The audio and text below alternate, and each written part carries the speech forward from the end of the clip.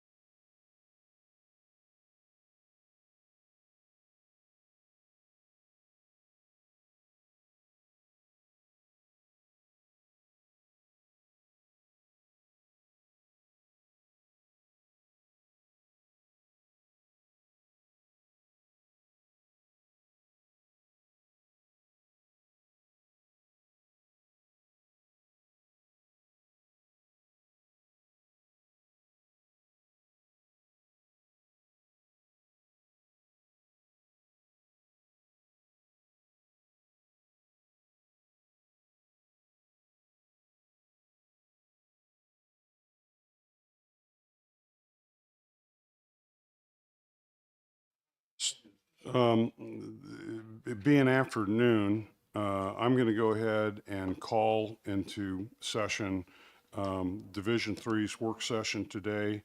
We've got 9 bills to look at. We're going to try to get through 5 of them before 2 o'clock. There are some more complicated ones that'll start after 2. Um, the issue that I'm sort of thumb wrestling right now is that we have 3 of our Division 3 people who are occupied simultaneously over in this other meeting. And so I'm going to call a 5 minute recess immediately. It's just to figure out what we're going to do about the missing 3 people to the division. So it's just going to take a moment. Recess for 5 minutes.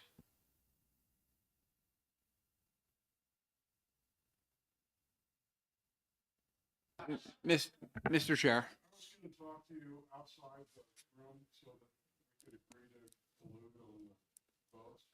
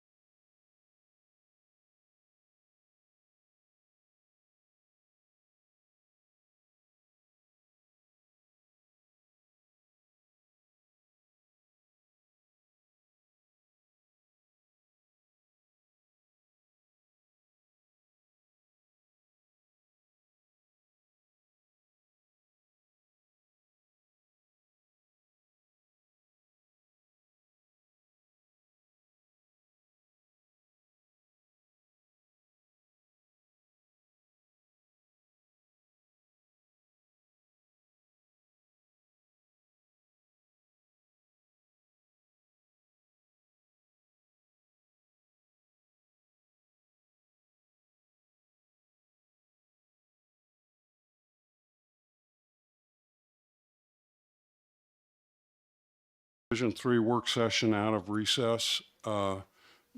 Mickey, can you validate that we're being broadcast or streamed or whatever the correct term is, please? And so we're down 3 people, two Republicans, 1 Democrat. That's potentially the margin of error here. But we're going to try to move through these bills to see if we can resolve some of them today so that the clerk can be messing with it and get them ready for a House vote earlier rather than later. So we're going to go and then we're going to stop if we are finished before 2 o'clock. We've got 4 bills at 2 o'clock that we'll start working through. So if you're here for 1588, 1593, 1598, 1573, if you're here for any of those, you've got time to go get a cup of coffee at least. So I'm going to start with 1564 relative to the child support guidelines. Is there anyone here in the audience that came to speak specifically about 1564? Not seeing any. Is there a motion on 1564? Oh, do you have a motion? I do have a motion. What, I'd like what to is make a your motion about to pass. Is there a second? Second, okay. Any discussion? Would you like to discuss your motion? Sure. I've heard people say that 1564 is a widely accepted bill. It came out of committee unanimously. It was passed on a voice vote on the House floor. Quote, it's a no-brainer. I believe that this is an pretty reasonable one to move forward right now, and I would appreciate the support of the division members. Any other discussion? Go ahead, Representative Stringham. There's just one comment, and that is there are some costs to implement this, and I just want to make sure the committee understands that I believe with the bill and coming out of finances that our recommendation is that the $90,000 of cost is going to come out of existing funds with no additional appropriation, and whether that's supported by the rest of the committee. Otherwise, I'm 100% behind OTP. Excellent. Is there anyone who opposes us execing this? And we don't formally exec, but exec-like. Vote it out of the division to send it to the Finance Committee. Is there anyone opposed to our doing that now? Not No seeing. opposition. I am concerned about the bill, so Do you want to speak to your position? absolutely. I do think there's value in sending the bills to the Senate and having them take a look at these. We have 2 bills that affect the same section of statutes that impact the same families in different ways. And while I believe there might be an amendment to help make them more mutually compatible, passing this one first without taking up the other one is a little bit concerning. I'd rather study this one or hold this one and have the other one discussed and then take them both up at the end. As of now, I would be a nay vote on auto pass and an interim study motion, or at least wait until we take them both up at the same time. 'Cause they're joint. I hear you, and I'm probably violating some House rule or protocol on talking about 2 bills when one is up. But we're a work session, and I think we have more flexibility than others. It's my thought that we go ahead and pass 1564. It's got strong support, as Representative Tulerski summarized for us. It's got de minimis cost, as Representative Stringham said to us. I'd like to go ahead and get it passed and use it sort of as a baseline, sort of the mothership that we'll talk about 95 in a moment to figure out how the 2 bills interact with one another. That's my goal. Okay. So are you ready to? No objections to that plan. Are you ready to record a vote? I am. Let's see. For Representative Leon, Yes. Okay, Representative Earth is not here. Representative Hole. No. Representative Weiler's not here. Representative Wallner's not here. Representative Tulerski. Yes. Representative Stringham votes yes. Representative Priest. Yes. Chairman Edwards. Yes. The vote being 5-1, the motion passes. With that, I'll assign me to write the blurb. All right, okay, so we've resolved 1564. Let's open the discussion on 1595. I understand there's an amendment, and I think it's got Edwards on it. And is Ms. Rebecca Hutchins here? Would you please take a seat at the guest table?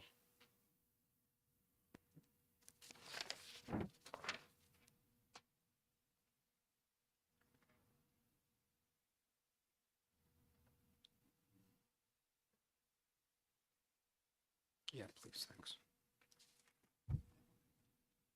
Here. Okay, so, welcome. Just so you know, we went ahead and heard 1564 and voted it out 5-1. There was really no controversy there. We're now on 1595. To tee 1595 up, we've, in Division 3, we've had 2 prior work sessions. We've talked about 1595 a couple of times. And so I'm going to assume from that the members of Division 3 have a working familiarity with what 1595 does. And with that, I think it's okay for you to go ahead and explain what you intended to do with this amendment. Thank you. For the record, Rebecca Hutchins from Dover, New Hampshire. So there was question whether or not there was overlap between 1564 and 1595. And so I took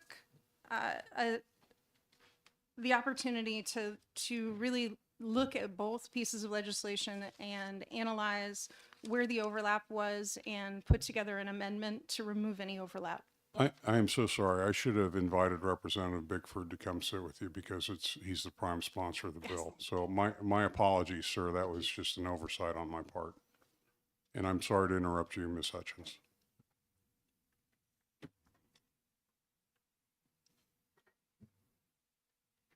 It's quite all right. So I handed out a small handout that kind of talks through where there was overlap in the 2 pieces of legislation, and just to clarify any confusion about that, and to show how the amendment just removes any overlap of these 2 bills so that they can both live quite independently.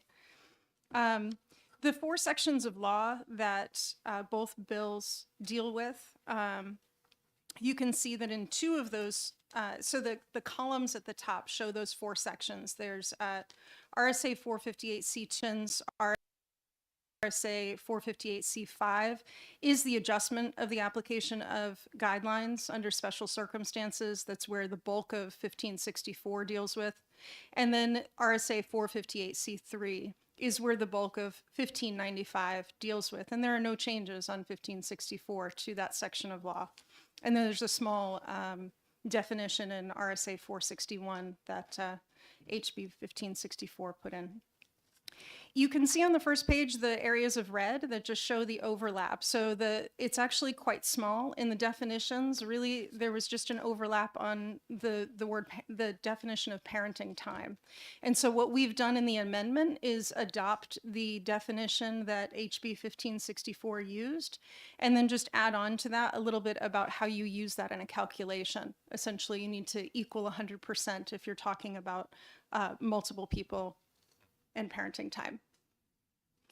And then the second section of law, the adjustments, what we've done with the amendment is just remove anything that we had in that section of the statute, so that there now is no overlap. So the amendment that's in front of you just adjusts parenting time as a definition and removes any part that we had in the adjustments to the application of the guidelines. All right. So, so just so the division knows where I'm leaning on this, and where there's still plenty of time to discuss this and disagree potentially, was I got a call from Ms. Hutchins late last week. She's been following this issue with Representative Bickford for quite a while. She sat in on our previous work sessions, and she said she had a good idea on how to get the two bills to coexist and not conflict with each other. And then I was a kind of a bit of a jerk with her. I said, hey, at this point, this late in the process, what you would need to do is you would need to put a side-by-side together, and you'd need to draft the amendment because there's just no time. And she did all of that happily and willingly, and it's here on time. And I just want to really thank you for being an involved, active citizen. Thank you. I'd like to see you in the legislature someday. So, Representative Bickford, do you have any comments about the amendment? Have you seen it? Do you have an opinion, sir? I don't see any problem with it.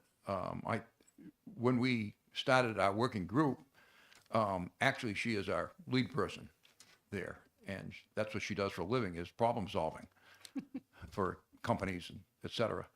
And no, I think she solved the problem, because when we started, we didn't know what the other bill had in it. So we wrote, you know, how they come out, and it's like, this, but we didn't know where it was going. So this solves all that problem. And this is really good bill. I mean, this is the bill that was recommended for New Hampshire from the study that New Hampshire did and paid $114,000 for, plus the $140,000 from 2018. So and it fills that middle ground in. You may have heard me on the floor. I spoke about, I said, you've got the single parent over here, and now we've got the, with 64, a way of going into two parents, a shared parenting situation, almost equal. And so, but we need something in between, and that's what this asks us to do, to create that. Representative Hull, is your comment for work session for between the division, or do you have questions? I have a question Okay, for please ask your question. Representative Bickford. So I have in my notes here an amendment 1014H, which was handed in during the last work session affecting section 5 of the bill. I have the amendment from Edwards, which affects only section 2.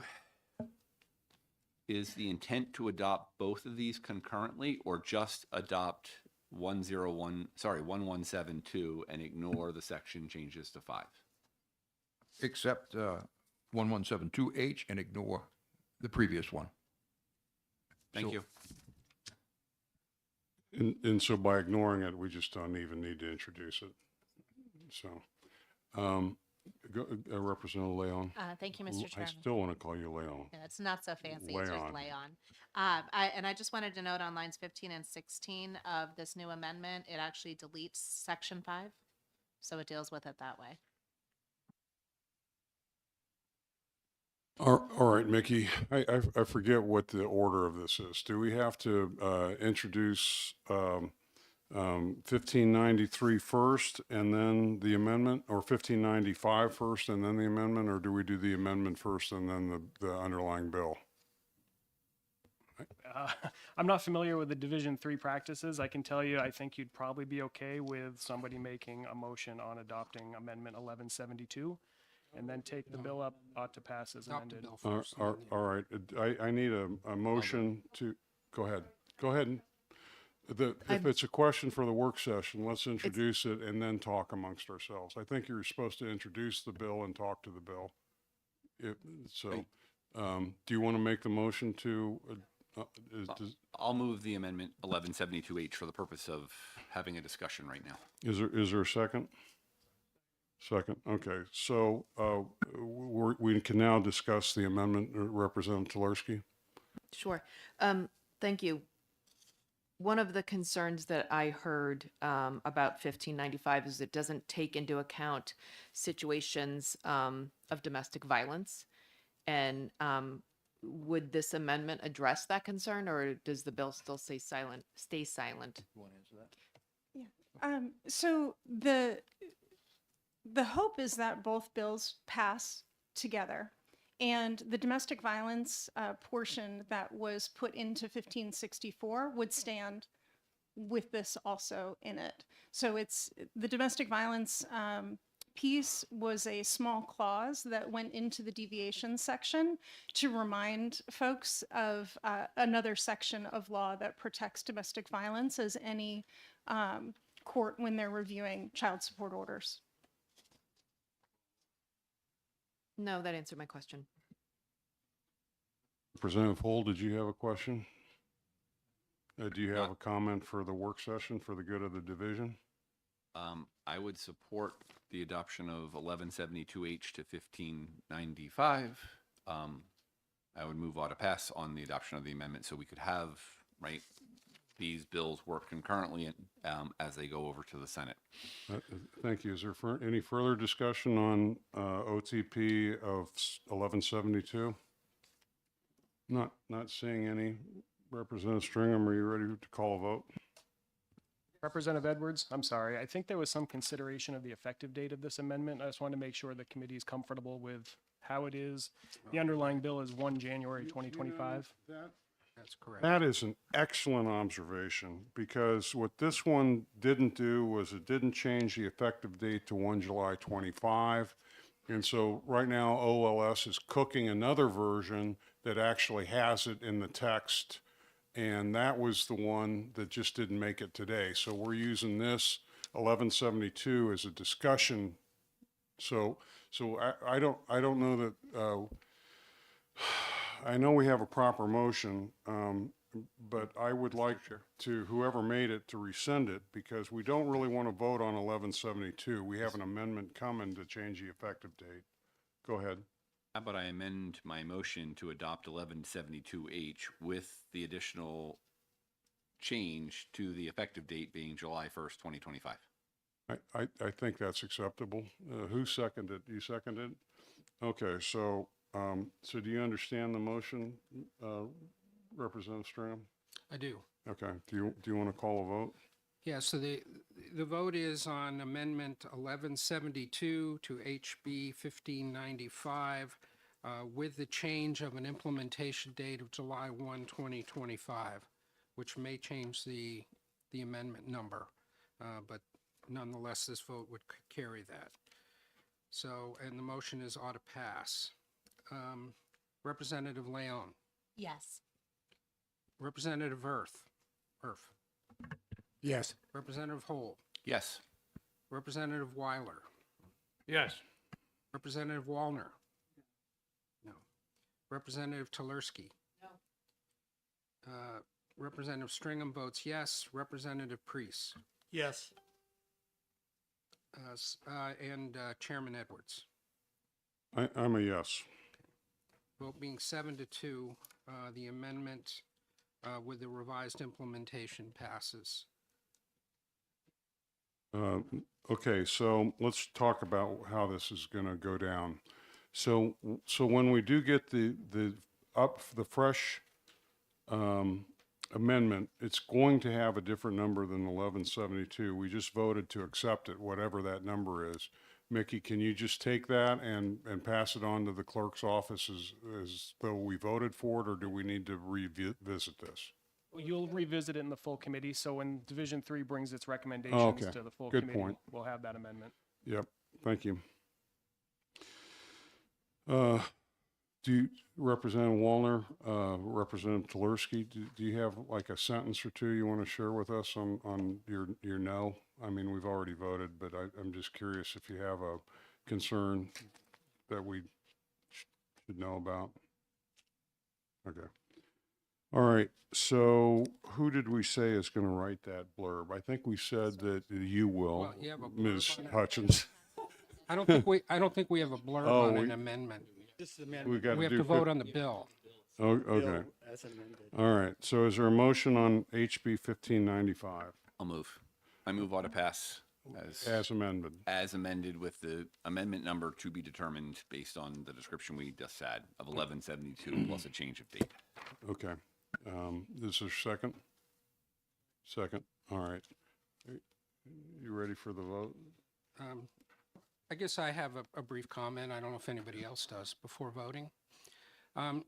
You know, having spoken to Ms. Hutchins and other representatives and listening to the dialogue we've had here, I do think there are legitimate policy concerns about 1595 that led it to be a closer vote rather than the unanimous vote of 1574 or 64. Thank you. Those issues mainly about whether the policy formula is broad enough or not. In my opinion, that the bills can coexist if the policy for each is supported. So I intend to support 1595, and if there are issues to be worked out,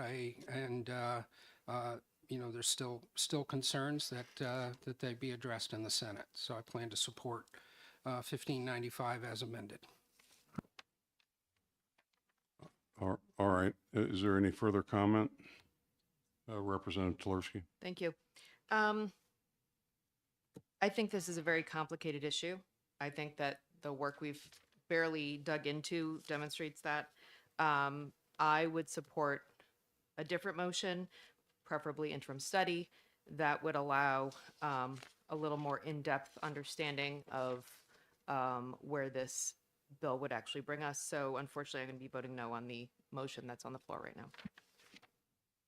So since you raised the conversation point of interim study, is there anyone else who's thinking interim study as opposed to an OTPA?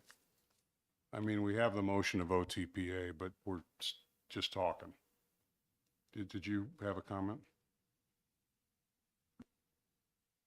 I really don't have a comment at this point, other than I would support ought to pass because I do, interim study, I'm sorry. You know, I do think that it's complicated and we're talking about policy. All of this is policy and not the financial part of the bill. And for that reason, I just think we should leave it for interim study and come back to it. Anyone else thinking that? Representative Hull, your light is on. It is. Thank you. It is policy, and at some level, some of this directly impacts the court costs. And although this is Division 3, if we can leave a policy in place that has reasonable math rules to allow judges to make decisions, we should theoretically shorten the amount of time spent in the courtroom, which could be advantageous financially. So yet one more reason why I'm supporting Autopass. Any other further conversation on OTPA or thoughts on IS interim study? Not seeing any. Are you ready for a vote? Yep. So this is a vote on House Bill 1595 as amended with a 1172 or its successor amendment put forward by Representative Hull and I believe seconded by Speaker Weiler, Chairman Weiler. Representative Leon. Yes. Representative Erf. Yes. Representative Hull. Yes. Representative Weiler. Yes. Representative Wallner. Representative Tulorsky. No. Representative Stringham says yes. Representative Priest. Yes. Chairman Edwards. Yes. Vote 7-2. Ought to pass. So I would expect, well, I'll leave the next part to you, Chairman, about the. Okay, so I'm going to close 1595 and thank you for all your work. Appreciate it. Obviously, this is not done. It's got to go to the full Finance Committee, the House, and the Senate. So the steeplechase continues. All right. Hey, thank you. Turn your mic on. Thank you. I wanted to ask about the fiscal note. Does this change? I mean, does it become a zero or because the other one's already gone through? So you have, So I'm going to lean on Mickey, but what I think happens is an official fiscal note doesn't get updated until the House passes it. That's what I think happens. Is that That's close? correct. That's correct. All right. So don't ask me any more questions. I got one in a row. So, anything else, Representative Bickford? yeah, thank you very much Okay. for all the Well, time you've given thank us. Ms. Hutchins. This was, to me, it was dead last Thank week. you. Yeah. So thank you. Representative Holt? Do we know when the proposed amendment is going to come from OLS with the updated date? I can tell you the request was sent over the weekend, so I'm not sure. We asked for it and we'll get it as soon as OLS can. I'm monitoring my email now, so if we get it during the work session today, I'll let everybody know. That'd be great. Thank you. Okay. Representative Priest? Before the witnesses or testimonies leave, I would have a question for you. Where in 1564 does it discuss the cases of domestic abuse? So if you look at the chart that I sent over, RSA 458C5 is where you see that section about domestic violence. It's at the end of page 2. I don't have it in front of me, but the line numbers on my chart tell me that it's probably around line 20 of page 2 on HB 1564. I'm done. Thank you. All right. With that, I think we can completely change subjects, and I'm going to open on HB 1282. Do we have anyone here who wants to speak to 1282? This is relative to the duration of child support. In our previous work sessions, there really hasn't been any controversy on this. So I don't know that we need to discuss it further today. I would be willing to entertain a motion. A brief question. Go ahead. I'm looking at my notes here, and I think it says the effective date also needed to change. Did we have an amendment for that I'm missing? I'm thinking that one slipped by us.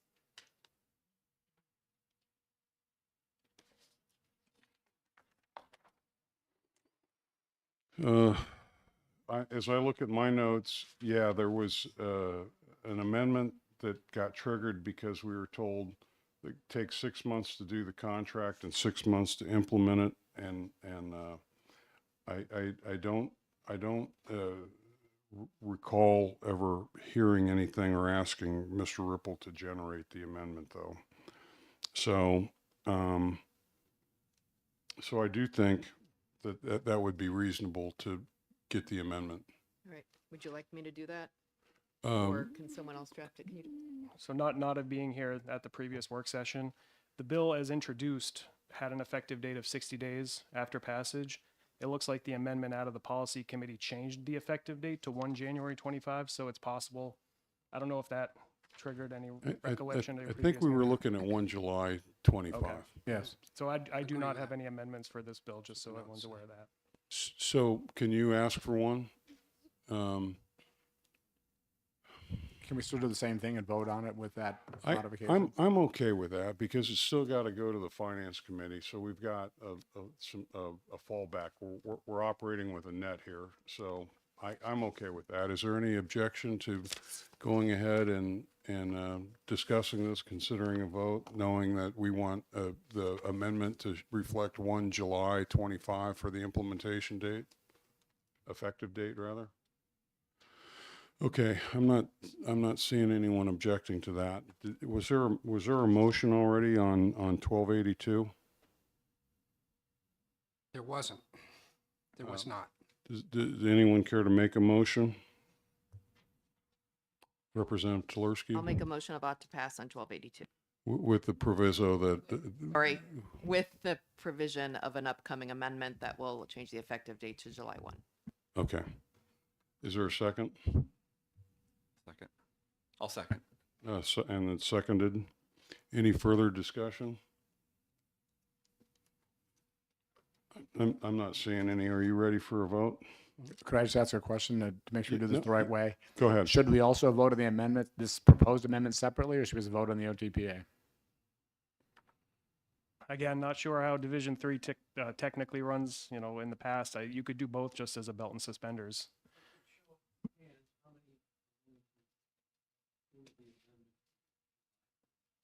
Show of hands, how many are willing to, okay, so we're all in favor of that.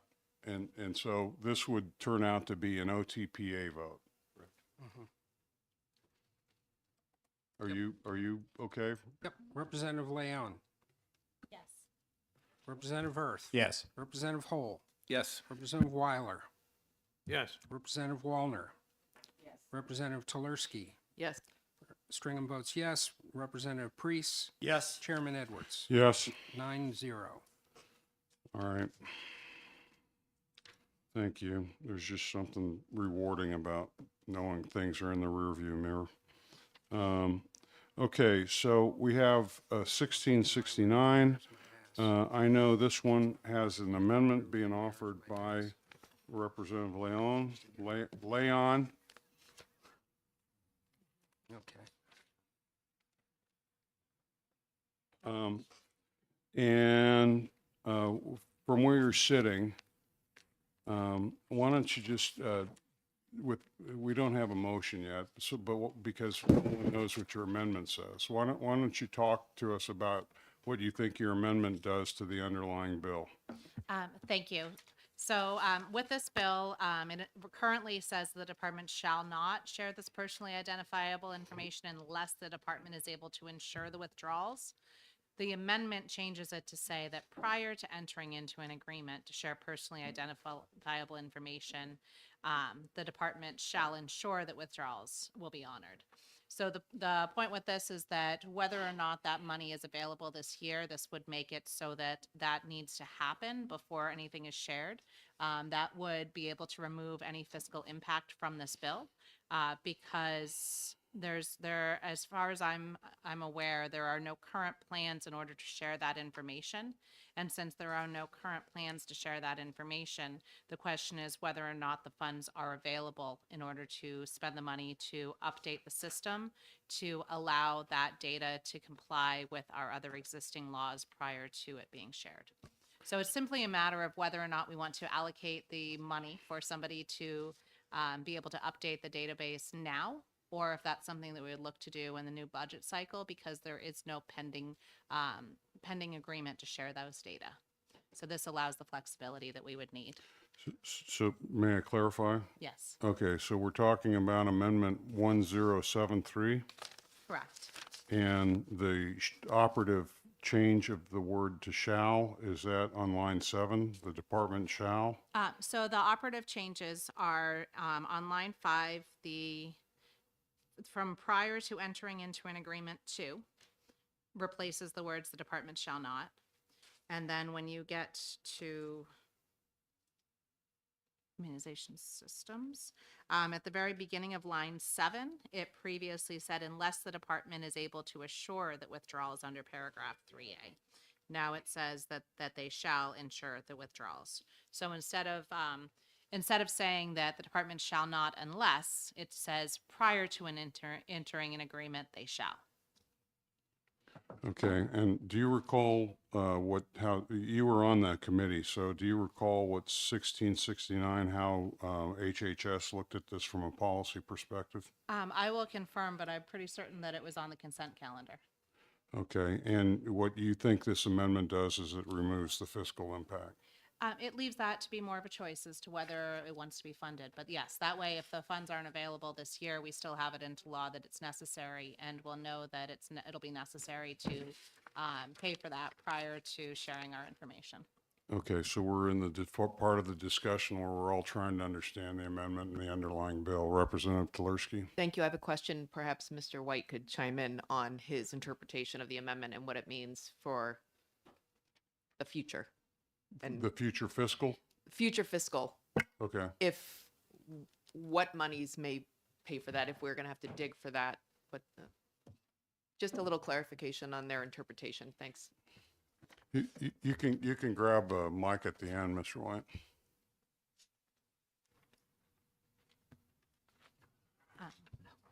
Hi, good afternoon. I'm Abby Rogers, Legislative Liaison, Division of Public Health Services. And I'm Anne Marie McCurry. I'm the Immunization Section Chief. Thank you. So I think that one of the things that we just wanted to clarify is that we would not be entering into agreement with any other state to share until we had dialogues with the other states to really kind of understand their ability to comply with any terms that has been put forward with legal consultation.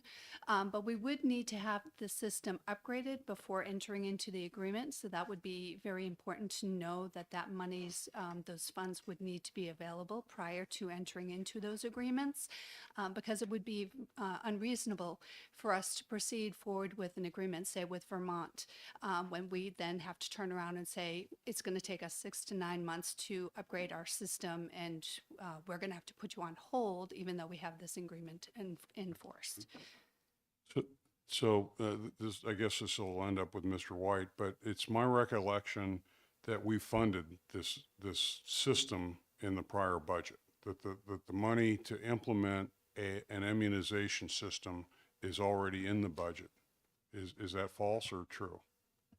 No, my understanding is that's true, but as far as system change requirements go, this would be the enhancement. So similar to the past two bills where there's a $100,000 general fund impact for the system requirements, this would be similar. I haven't seen the updated amendment language, but I would ultimately defer to Dave Wieters on what the full and final impact would be.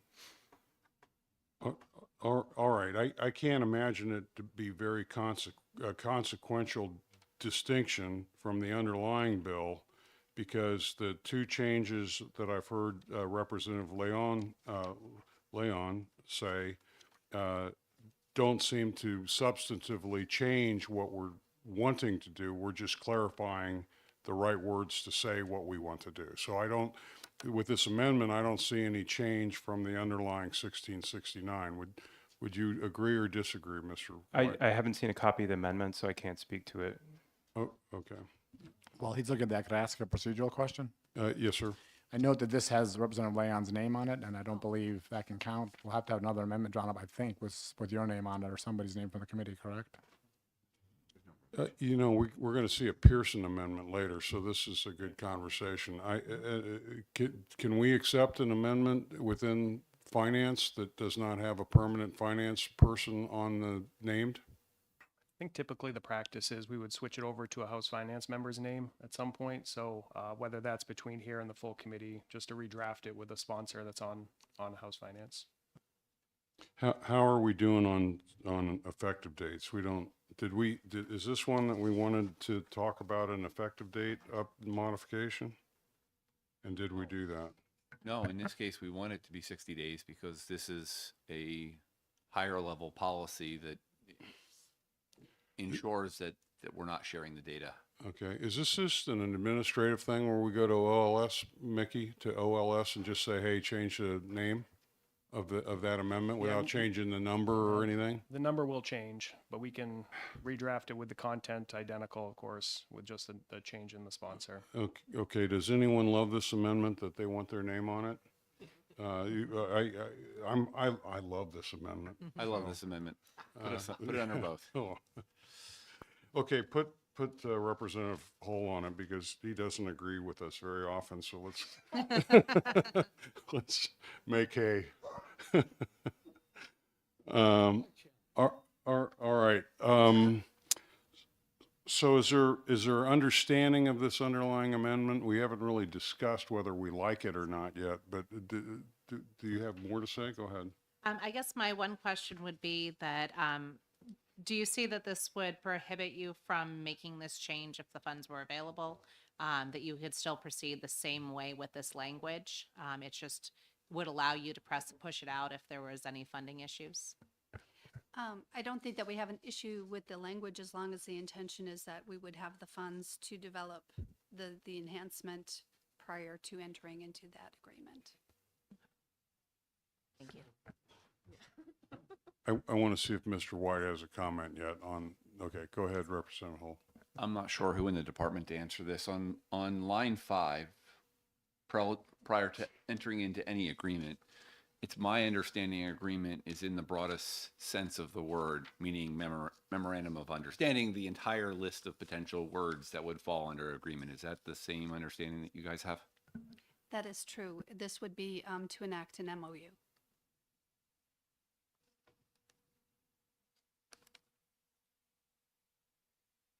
Representative Priest.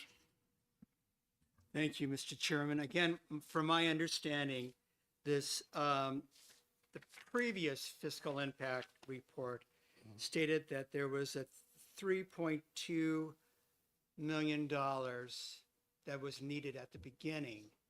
Is this the enhancement or is this the whole program being upgraded?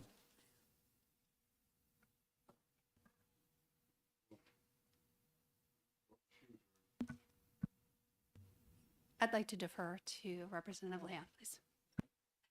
Thank you. There was an amendment adopted in the Policy Committee, Health and Human Services. Initially, the bill had been introduced where a person could choose to share the information. And by being able to do that and track where it went, that what brought in the $3 million charge. We removed that because I thought that it would be a nice benefit to be able to allow people to share that, but their immunization records are their own and they can share that from their existing medical record. I overcomplicated things to the cost of $3 million and we fixed that in Health and Human Services before it went to the floor. And I had wanted to make a note because I realized that it didn't have an updated fiscal note on there, and it is $3 million less now. Yeah, there's a new note.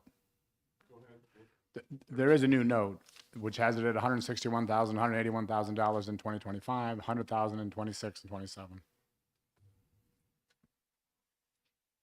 Okay, but the underlying system we've funded the underlying system. The money that you're referring to, I believe, is to modify or update the system. The numbers I just referred to are regarding the current state of the amended bill as opposed to the original $3 million plus price tag. And I don't believe, well, So I do won't speak believe to it's that. related to the current bill, but I think we did fund the underlying system separately. And if I'm wrong, I want to be told I'm wrong. Right. So if I could clarify, so the updated fiscal note reflects the one-time $60,000 to $80,000 upgrade if this legislation would pass, plus a position Right. to run the transaction reports. That's the current what the fiscal note represents. Okay, so I think you And the just sys- agreed with me. We've and the already system funded has the underlying currently- system. Correct. That the system has been previously funded, but that would be for routine operations and maintenance. This Okay, would be that's above good. and beyond that as an I enhancement. just wanted everyone to have a common understanding that the base system is paid for and this is additional money to support the incremental changes needed by this legislation. Right? Correct. We're all saying the same thing. Representative Tulerski? Thank you. I just want to dig a little deeper to make sure I understand. What I heard was the Leon Amendment, though, because it just sort of sets an expectation, removes the actual fiscal note, removes any additional cost. Is that correct? My understanding is that that would allow the flexibility because it's not requiring them to do that right now. So if there's not funding, that it could be done in the future before there's an MOU. Okay, so my question then goes back to if they decide to pursue this, let's say Vermont, you want to develop that connection with, and you need to do this. My question sort of is, where's that money going to come from at that point? I don't know who I'm directing that at. I would think if it's authorized in law and they want to do it and they run it through the governor's budget, that it would be a budget item in the next budget. So it would be the next budget year. It's not something that could happen in the next 5 months And- if that arises. Unless they have fiscal. funds already within the broad budget to to do that. Do you want to speak now, Representative Weiler, or Mr. White has something to say too? They have the flexibility within their budget.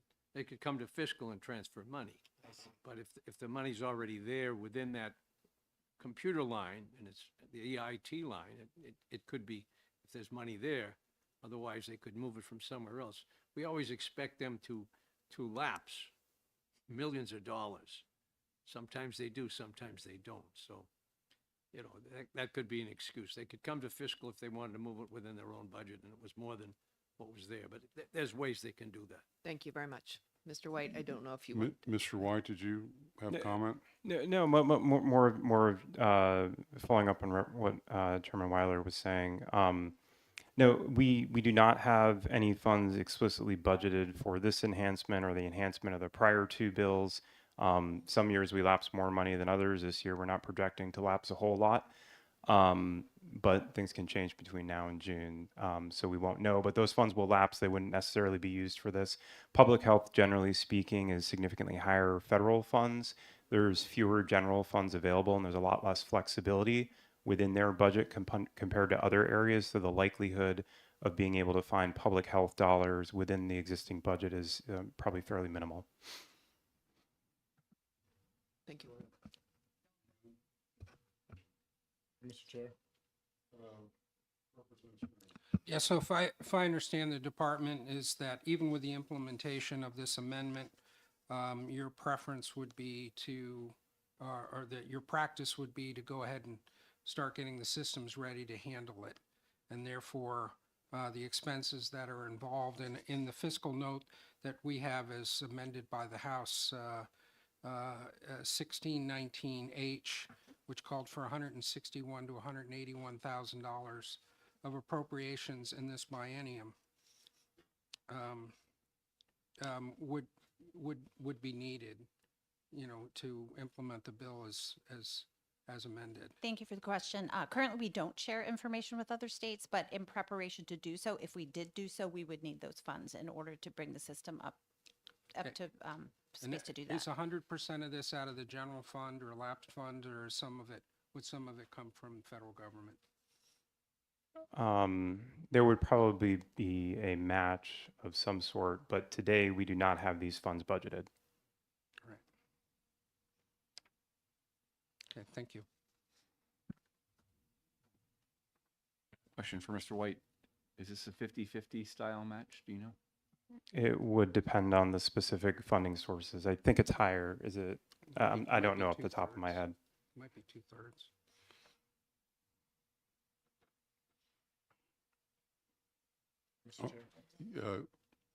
Representative Waller.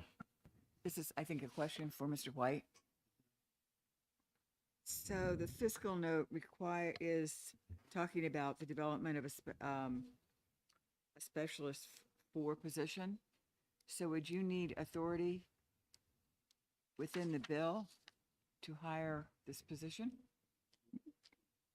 So if I may, note that the fiscal note got updated, and are you referring to fiscal note 2655? Yeah. Okay, all right, go ahead. Sure. There's a couple of ways that positions can be created. If we receive a new federal grant, we can come through fiscal and have fiscal establish a position. There's also a way to establish temporary full-time position via DAS. However, again, there's been no appropriation given here, so we wouldn't anticipate on doing that anytime soon. As you know, we reported to the fiscal committee that our estimated lapse projections are going to be currently less than last year, and we still have our $23 million general fund back of the budget cut to hit.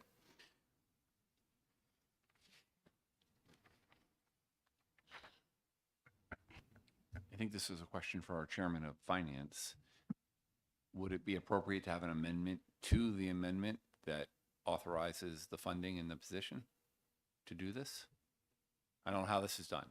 Well, I understand you want this to go into effect immediately, so yes, that would be the only way it could happen if we started to put an appropriation that was available from So funds not otherwise appropriate. So there's been nothing to stop a member of Division 3 from submitting an amendment to that effect? Yeah, so if we took the amendment, I handed mine off, but if we took the amendment 1073H and added to it, right, because of the effective date, that the funding mechanism is there and that the necessary positions are taken care of. Could that be drafted in preparation for our full exec meeting?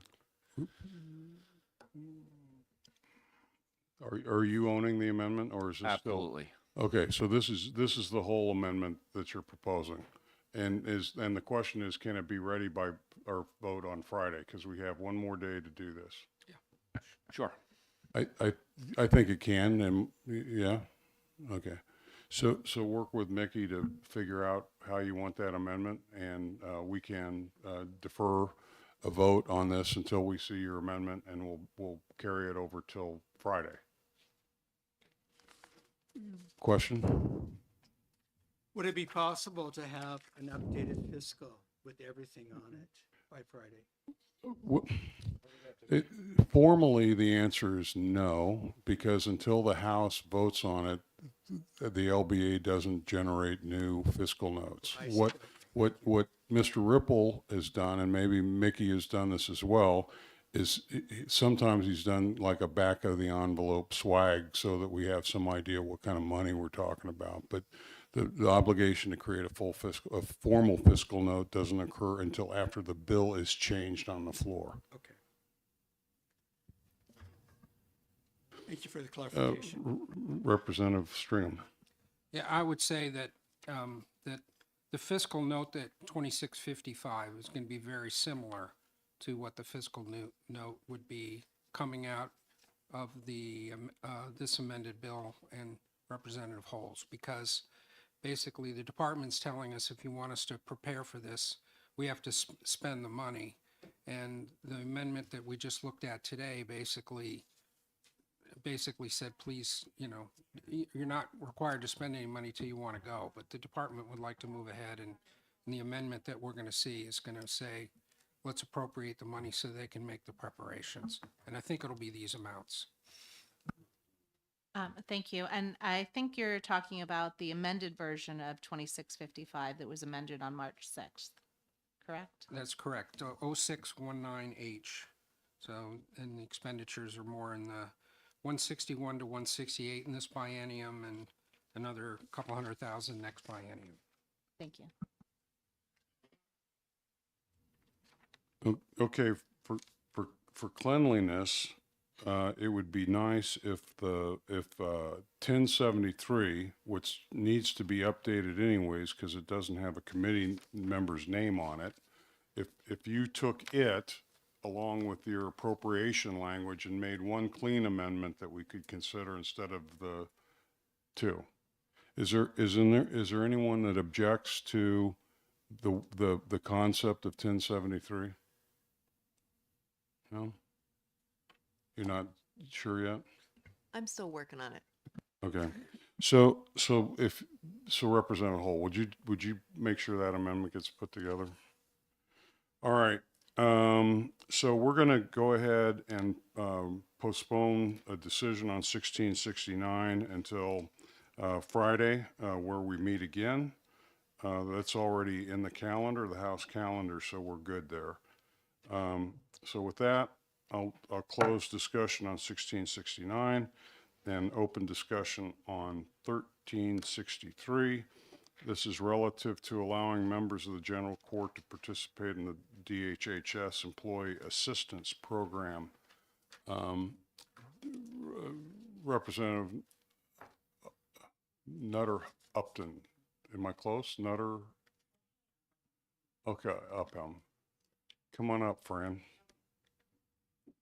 Do you want to speak to you're the prime sponsor, right? And we've not heard from you yet, so we're hearing from you for the first time. Yes. All right, thank you. It came to my, when you're having a crisis, it's hard to find all the resources that you need in that moment. And I became aware of EPA assistance programs at another job of mine. Let's see, I'm going to tell a quick story. Last Tuesday, I stepped out into my yard and noticed half my roof had blown off, a back kitchen part. and it's a mess. And I'm like, I don't know what I'm going to do about this. I called my new insurance company and they said, oh, we'll send the adjuster right out. And I said, do you have like an emergency repair crew that could put a tarp over? We do. We'll send Tony out. And so with one phone call, and they had a list of contractors because I don't have a list of contractors, and we don't have phone books anymore. That was easy. So I realized with this one phone call, everything got taken care of on that day. I was home that day. Tony showed up. The adjuster showed up, covered. This is kind of what the Employee Assistance Program can do for our members. Your child has drug addiction and you find out and you need some referrals or some references, or gambling problems or financial problems. You get the paper in the mail that says your husband didn't pay the taxes and like, oh my God. Anyway, so it's, like I said, when you're in the middle of a crisis, it is not the best time to try and find all these resources. And that's what Employee Assistance Program can do. And they cover lots of subjects. And Mr. Lawless is here, as is Attorney Williams, that could speak if you'd like to hear, because they know. This is very inexpensive. As you know, it's less than a $18,000 ask per year. It's a small thing to offer our representatives and senators. We have stressful jobs and we face crises. Sometimes I've known of fellow legislators that have had death threats, certainly bereavements, and, things like that. So the previous hearing brought up concerns about defining us as employees because it is in the title and we can't really change that. But I believe there was an amendment that clarified this was only for the representatives or senators and or close family members during their term of office. Because, I understand Finance Committee probably likes things like that tidy. So you refer to another amendment. It's what you just described is not in the base bill of 1363 though, is it? Where it's limited during term of office? Yeah, I did have that in an amendment, and I'm sorry I don't have that handy. Okay, but there is an amendment somewhere. I believe so. It didn't get voted on in the House yet, right? No. No. Sorry. I think it was alluded to that the policy committee discussed it as a possibility. Yes, I'm seeing a head nodding, but it did not actually get attached to the bill before it was voting on. So I think the option that the representative is suggesting is that we draft that amendment to clarify specifically who it covers, and we would need to bring it forward. And term of coverage. Okay, because the only amendment I'm aware of is the Edwards Amendment to postpone the effective date on this for 10 years so it doesn't look to the citizens of New Hampshire that we're voting ourselves enhanced benefits. Right. I would like to bring the other amendment and maybe not bring the Edwards Amendment, but that's yours to do. We have no guarantee any of us will be reelected, That's the point. Well, the point of the 10-year amendment is to make sure that it doesn't look like any of us are behaving in a self-serving manner. I know, but I think 10 years is extreme. What would you be comfortable with? January of 2025. I think I've heard similar, but I don't have an amendment that says that. So, Representative Tversky. Thank you. I would be more than happy to work with the representative to draft the amendment with an effective date of the next biennium that none of us know if we'll be here or not. I want to make sure that we don't know that. I mean, to me, that's like the critical thing, that we're not voting to self-aggrandize our own benefit package. It should be a future one. Right. And I'd be more comfortable if it was a term or two away. I want some distance between us and the enhanced package. But are you in your amendment? Are you also going to address the policy discussion in your amendment, the one that Representative Well- Nutter Upham just described? The notes I took down is an amendment to clarify that it's only for elected representatives during their term of office. So the end of their term of office would be the last day they could utilize said services, and they wouldn't be able to begin to participate until the day they were sworn in, is what I would assume would Yes, be the exactly. definition of that. Would you put family members in or out?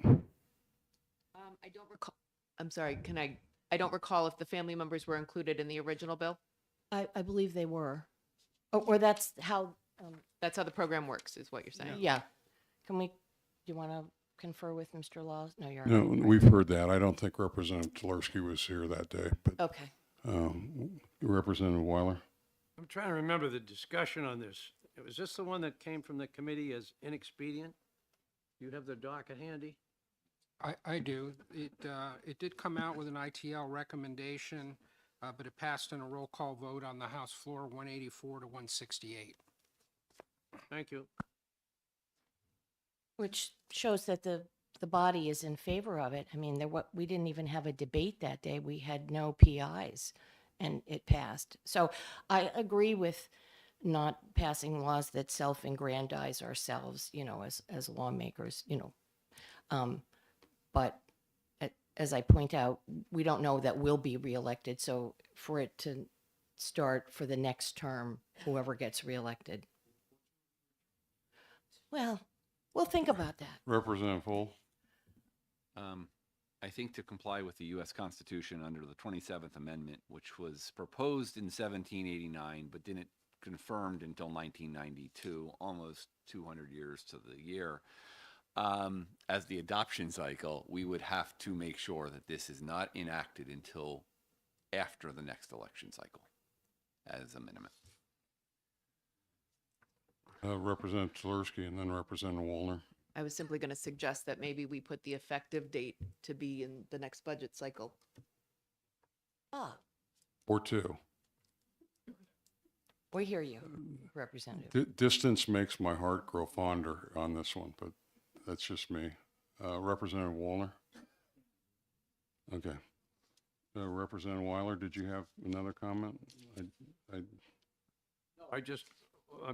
I was not in favor of this when it came to the floor, and I'm trying to remember and as I recall, there was an ITL from the committee. Thank you. So one reason that I think this is really important and could be beneficial, it's not just beneficial, yes, to the legislator, but I think it could also be really beneficial to the operating of the House and the Senate for the leadership. Because when people do have things that are stressful to them, often they come here with those issues.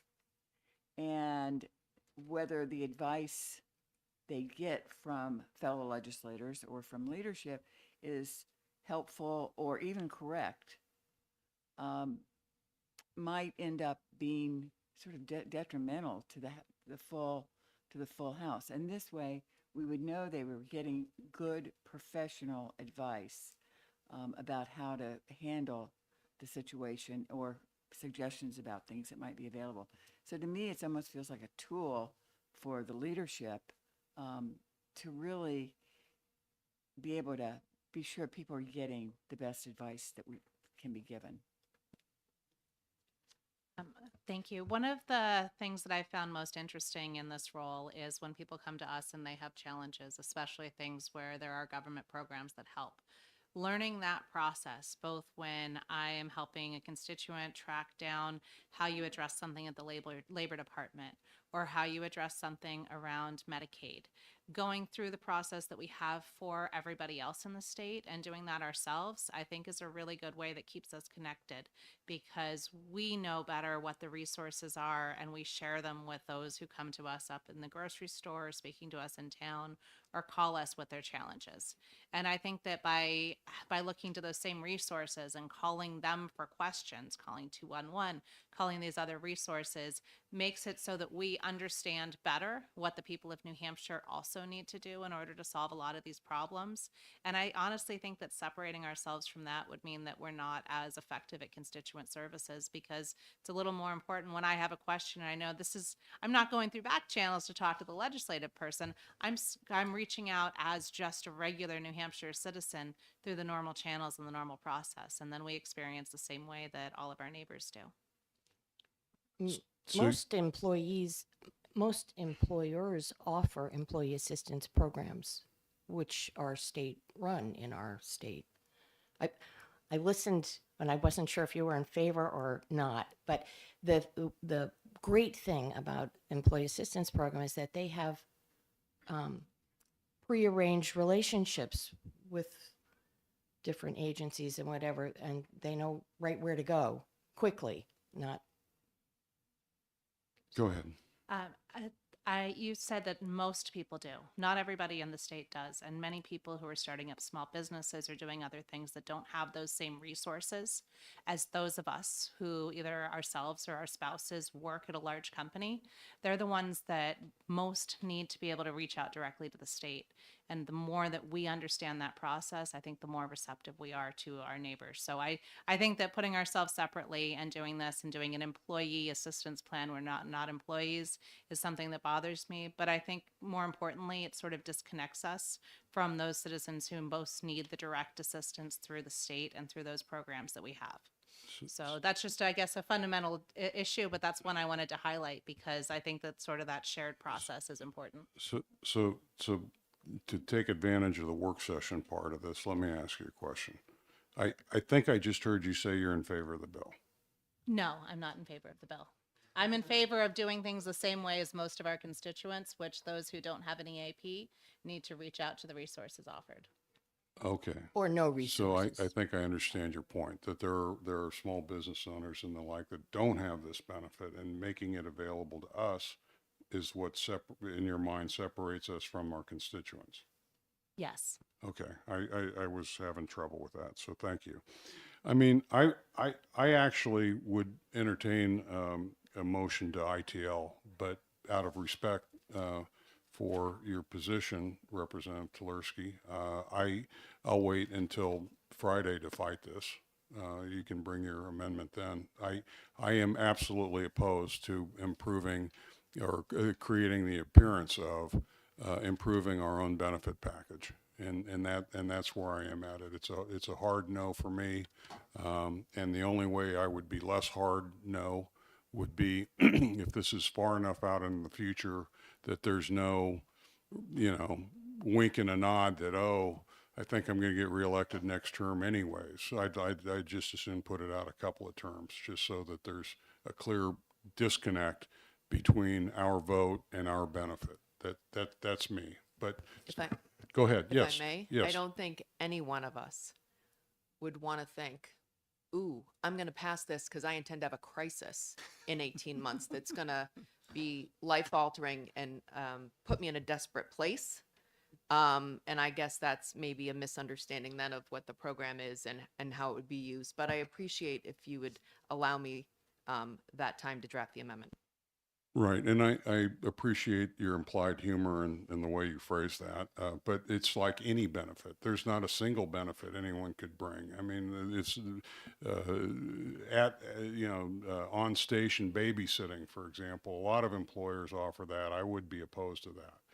For example, I just don't think we should be. I think the Constitution tells us what our benefits package is. It's $100 a year, and that's just where I am. But so we can we'll just slide this to Friday to talk further when your amendment is prepared. Friday's the drop dead, though. We have to decide Friday. Yes, sir. Thank you, and thank you for bringing forward your opinions. I will say there's a lot of things that we do for representatives and senators that fall short of being an employee benefit. We have breastfeeding stations in the State House. If you're a lactating mother, you have a place to go. We as the legislature have paid for it. We have nursing available, nurse for emergency care. We saw that even be of benefit. That is way more expensive than what this would be.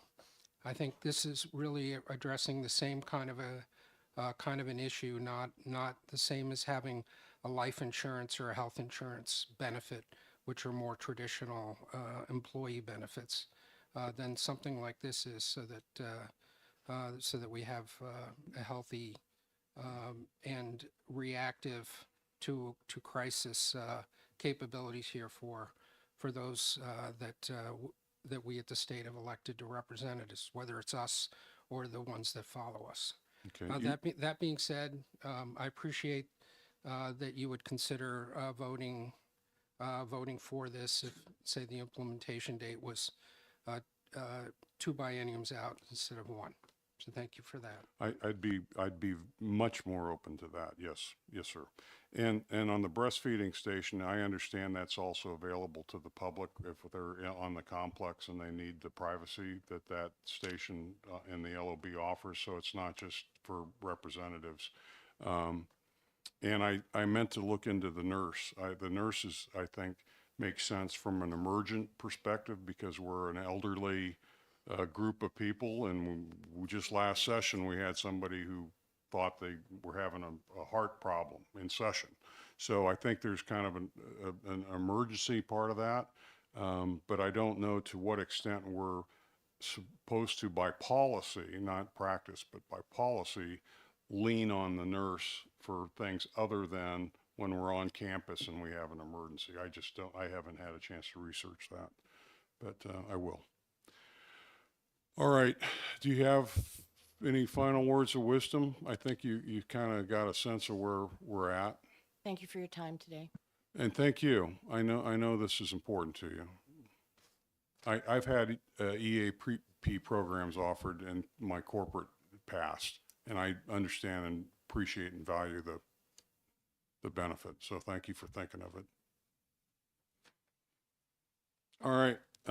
So that brings us to the break until 2 p.m. At 2 p.m., we're going to restart on HB 1588 and then knock out 93, 98, and 73, and hopefully get home before it's dark.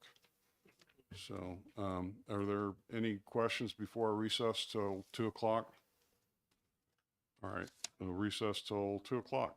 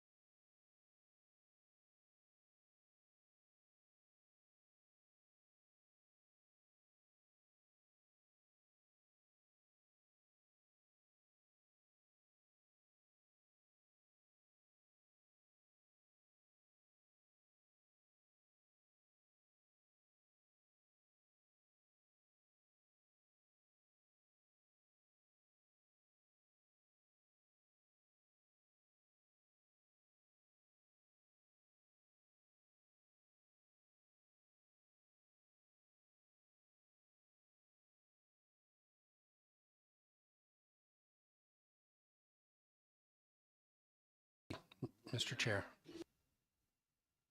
All right, it being past 2 o'clock, we're going to come take Division 3 out of recess, and we've got 4 more bills to do this evening. And for those in the crowd and on the division, I will be surprised if we get to the point of any of these 4 where we feel like we have enough information, enough confidence to send our recommendation to the full Finance Committee, which means that we're in a bad spot. Because if we don't know how to get from today to closure on Friday, that means we're really limited to ITLs and or interim studies. So we have to figure out where we're at today.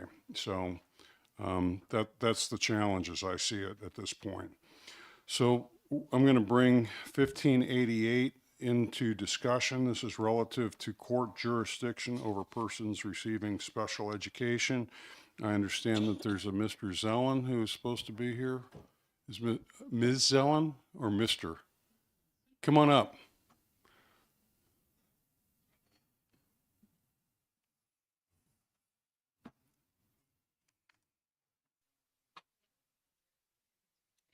You have to turn the microphone on and get really close to it. Can you hear me? Yeah. So he had to address another issue. I'm Jennifer Dolliff. I'm representing NHA SEA. I'm also the parent of a student with disabilities. So could you spell what you just said? NH, I got the New Hampshire. NHA SEA, which is the New Hampshire Special Ed Administrators Association. And we're part of the legislative committee from NHA SEA. Okay, thanks. I don't have all my acronyms up to date, so thank you. So I'm a longtime special education director, and I don't know if you want to introduce yourself. Yeah, and I'm also helping represent the NHASEA with Jen. My name is Jessica Bickford. I am also a special education administrator and also am a parent of a child with disabilities. Okay, so I'm looking at my notes, and I'm not seeing an amendment. Do we have does anyone know if we have an amendment to 1588 that we're considering today that's already ready? Do you know? I have one amendment here, Representative Edwards, in your name. That is an effective date change. Looks like to 1 July 25. That's all it is? Yes. Okay, why don't you just hand that out and we'll keep talking. All right, so I think we're in sync. We're talking about 1588 and with a different effective date. So would you like us to get started? Yeah, go ahead and tell us. Essentially, our feeling is that 1588 addresses a gap that came about recently within the last 2 years. The age of eligibility for special education was raised to 22 years. And so 1588 addresses the fact that if a student's out in placement, court-ordered placement for abuse and neglect, the court is required to discontinue involvement at 21. This would permit the court to stay involved up through 22. We understand that costs were brought forward with 32 students potentially falling into this category, which we think is a little bit generous in the sense that that's all of the students who would continue to be eligible, we believe, for special education up through 22. These are students who are typically pretty significantly disabled and really have complex needs. So if a child, for example, couldn't live at home, a child with a developmental disability, autism, for example, and was, aggressive and the parents couldn't manage them, the courts would place them out and they would continue to receive special ed up through 22. But if the court shuts off involvement at 21, they lose their placement. So our feeling is that the costs would just shift to another section of DHHS, because then the child would have to make sort of a Hobbesian decision. The state DHHS currently has a policy where a student cannot have placement if the student's receiving special education. So the child has to drop out of special education in order to have a community-based placement. So there's a lot of, it's hard to explain, but there's a lot of challenges, and it really disrupts the lives of a child. in the short run, and makes, really disrupts their life essentially. So I asked my Vice Chair, Representative Maureen Mooney, to take a fresh look at this before she went on vacation, and I'm sure this was the last thing she thought of. But I had her go back and take into consideration that in prior terms we've been changing parts of our law to bring it up to this new age standard, Right, yep. right? And so the question I put to her was, just give me your best assessment on whether or not we really have a choice at this point on whether or not we should pass this bill, because it's now just an issue of getting our laws aligned as opposed to this being new policy, really. Right. And she said we can either do one of two things. We could either go ahead and pass this, or we could go back and refight the fights of the last couple of terms that changed the age to begin with. And so I don't care to do that. So we have a narrower decision, I think, to make. Representative Stringham, earlier you mentioned some votes on a bill, on what had happened to it in the House. Do you happen to have that for this bill? I do. It was 12-0 out of committee, and let's see. The table failed 187 to 188, and then Say that again. the table motion failed 187 to 188, and then I believe it was that passed on was the a Passed close on one. voice vote. Okay, I didn't realize it was a tabling motion. Yeah, so that was pretty close. So I'm going to bounce over to Mr. White. The thing that flagged this was the broad financial estimate of about 1.6 million to 5.76 million. And I think what I recall hearing in previous work sessions is that as more time has gone on, more discussion has gone on, this cost estimate may have settled into a more definitive, narrower range. Is that true? And if so, what can you say about that? No, I believe the conversation we had relative to that was on a different bill. The reason in this case why we provided such a wide cost range is because we're expanding the population. We're adding an additional year, and yes, all of those individuals currently would be receiving services, but we are also going to have individuals coming into the system on the other end, which is why we basically straight line the estimate. And we don't know what service type new individuals coming into the system would need, which is why we have the various service types listed in the fiscal note on the last page, and that's why we, for residential. All right. I would pause there. So. Right. Okay. I didn't mean to cut you off. I was just agreeing with you.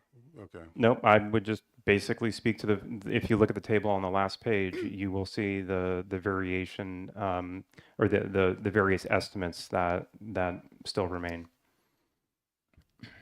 Okay. Could I ask a question Go ahead. of Mr. White?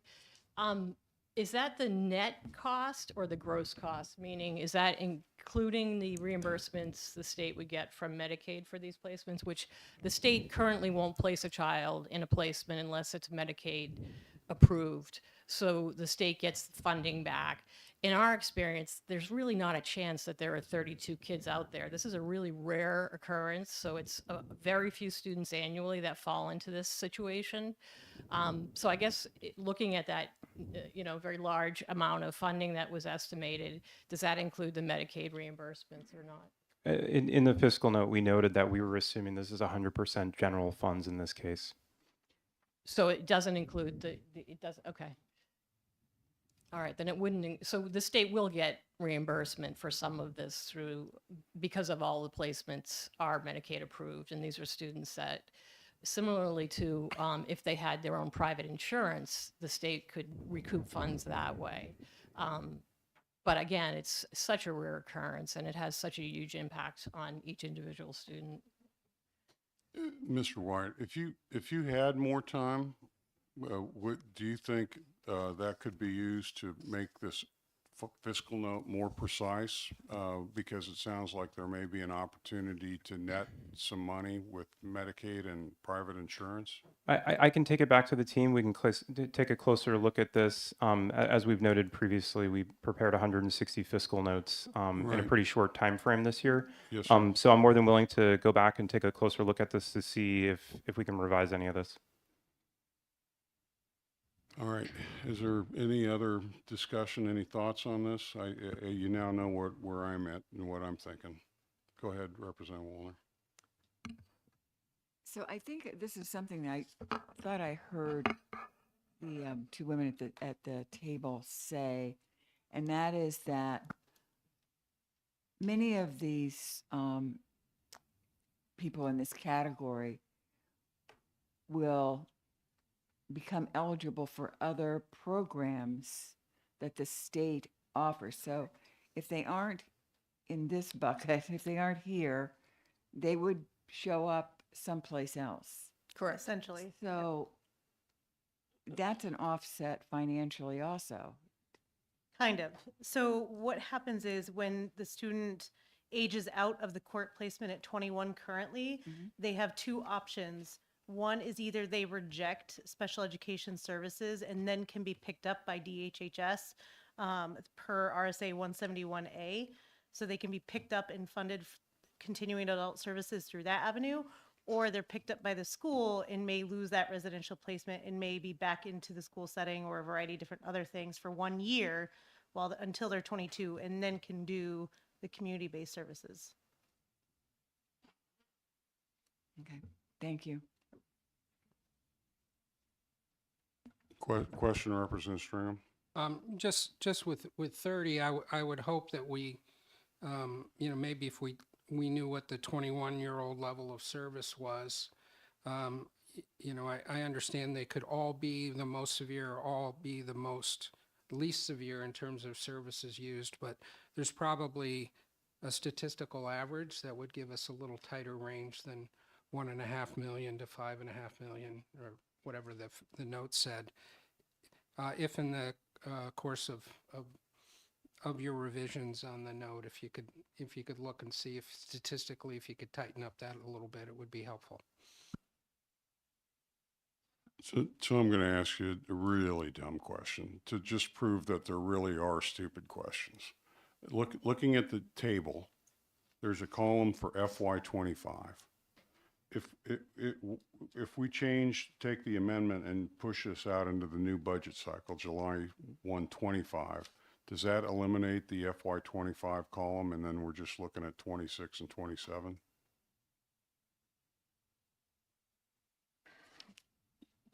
Yes, but whether you would want the positions, if any appropriation at all was going to be provided for the additional caseload, those positions, it would probably take the Department of Administrative Services 30 to 90 days to establish the positions. Then there'd be some time before we're able to hire them as well. So there would be no cost. If positions were considered, we would probably want those available to start day one. But again, individuals would be aging into the system, so it may be perfectly fine. Okay. So now I have a question for the chair, Representative Weiler. I'm reasonably confident that this fiscal note is a little high. It's truly representative of a worst case scenario, and I think if Mr. White had the time and space to look at this, it would probably reduce this fiscal note. So I have some reluctance passing something out of Division 3 to the full committee without it being fully cooked. And now telling you where I think we're at with this, and you receiving this from us, how comfortable would you be that we still we have a squishy fiscal note here? If we do, then. The microphone? If we do, then maybe interim study is the way to go until we have a firmer idea of what's happening, because there's some things that are kind of in in process of going through the 21 to the 22 makes, how many students does that apply to? And those data we don't have yet. So go ahead, Representative Wallner. Well, I guess a lot of it hinges for me, I mean, a lot of this fiscal note really hinges on the numbers of students we're talking about. And it seems like we should know how many 21-year-olds there are now. It feels like we should be able to get that figure so we would have a really closer estimate of how many would come to us in the next year. So I think, And also, I was also going back to, we briefly at one point talked about needing more caseworkers. If there are 32, yes, you might. If there are many less than that, you maybe would need less caseworkers or an adjustment in the staffing. So it seems to me a lot of it hinges on the number of students that fall into this category. I think your point is brilliant. If we knew how many 21-year-olds there were, we would know how many projected 22-year-olds will be, right? But except I think I'm hearing Mr. White say that there's a new category of incremental additions, that it isn't just continuation. Did I mishear you? Is it, do the 21-year-olds continue, they represent the next generation, or is there also an influx of newly eligible? The 32 number listed in the second paragraph on page 1, that is the estimate that we utilized based on the information that we had available. Again, I can take this back and I can verify with the team how they arrived at that number and whether they used real case count data, which I assume they did, to arrive at that figure. And I think that's the key driver, as Representative Wallner astutely pointed out. Right. So go ahead, Representative Wallner. Well, I thought I also heard them say that when they go into that, I never know if you're going into the 21st year or the 22nd year, but that new year that they're eligible for, that they can actually opt. Not everyone would opt for that. so it's a very small, I think it's a very small, am I interrupting? It's a very small number. So it's for students that are not going to earn a regular high school diploma. And it's students that have not worked, earned the credits.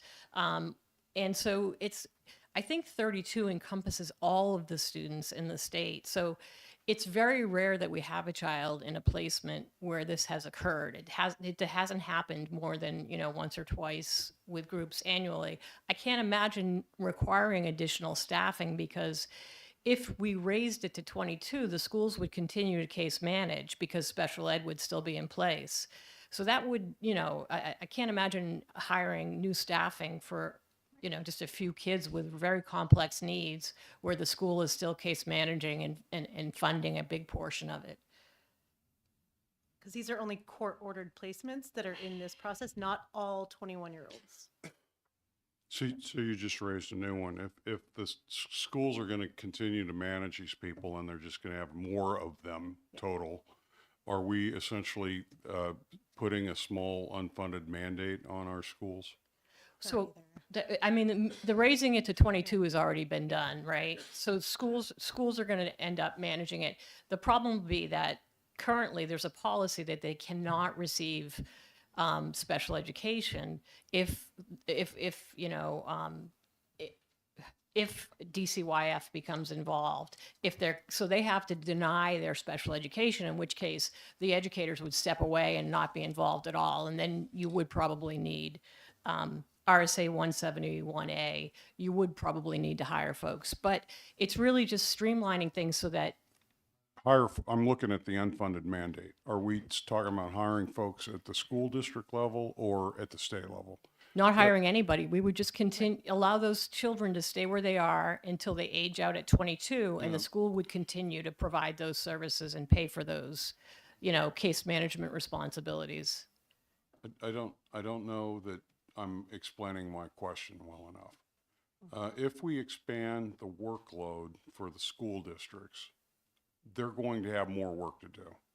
Oftentimes, that additional work could entail additional man hours or another position.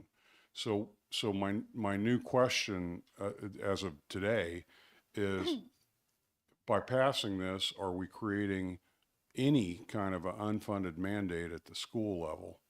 Are we forcing them to spend more manpower to manage this program? I think I heard you say, though, that this is already in law. They're already doing it. They've already absorbed Yeah. this, right? We So, anticipate so I that. want to hear you say that there is no unfunded mandate in this No, bill. there's no unfunded mandate. No additional one. There already is. Yeah. There already were. already The is. unfunded mandates already happened. Correct. And it's such a rare And occasion it's so few kids. that, you know, it would just Okay, be. okay. Yeah. I just get concerned about Yep. who's paying the bill. Yeah, the unfunded mandate already exists. This literally would be a couple of kids in the state. Yeah. So it may be a couple of case management hours during the week or year, but it's not going to be an entire new position for somebody because it's purely the case management, as these children are in court ordered placements. So it's not a whole lot of man hours that go into managing these students. Okay, thank you. Are there more questions? Okay, so what I'd like to have Division Three consider is I'd like to know if, by a show of hands, if you're amenable to making the effective date based on this amendment 1091, January 1, 2025. That pushes it off. Is everyone amenable to postponing the effective date? What? I'm confused because your amendment says July 1, 2025. That's what I tried to just say. Did said my January. Oh, so my brain misfired. You just caught my brain misfired. Just double checking then. Oh my God, my brain misfired. And it's on live, it's on recording. So July 1, 2025, is everyone amenable to this postponement? Go ahead. Oh, you're raising your hand, so show of hands if you're amenable to suspending the effective date to July 1, 25. Okay. All right. So then with that, I would like to postpone go ahead. Could I just ask, I guess Nathan, Mr. White, what does that mean if we delay by, I guess we're delaying by 1 year? What does that, are we liable anyway for these students? If you delay the effective date, that pushes us into the next budget cycle. We're going to start to prepare. We're already working on our budget for the next biennium. We'll be submitting our budget in September.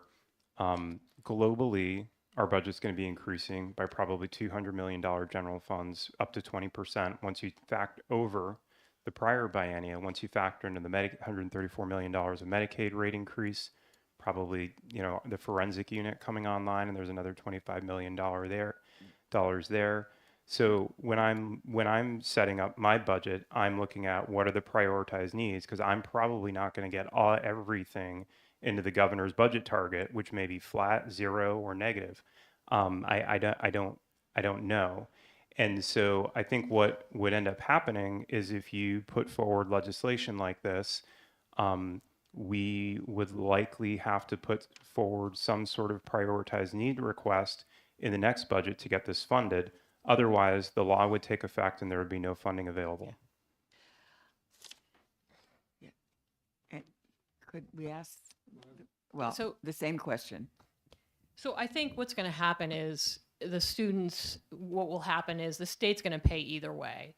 And the student will just have to drop out of special education. So educators will no longer participate and there'll be no case management. So I think you conceivably could lose funding because you're going to pay for it either way. And if a child has to drop out of special education in order to continue with a placement, it's going to be devastating for that child, but it's also going to be a continuation in case management for the state. They're not going to put these children out on the street. And that already exists through that 171A that we were talking about. That requires the student to make that choice, or the family to make that choice of either continuing that placement and keeping consistent services and placement, or and dropping out of special ed. So it's in combination. So they can no longer receive services through the school in order to meet DHHS's policy for not continuing in school at that time in order to fund it.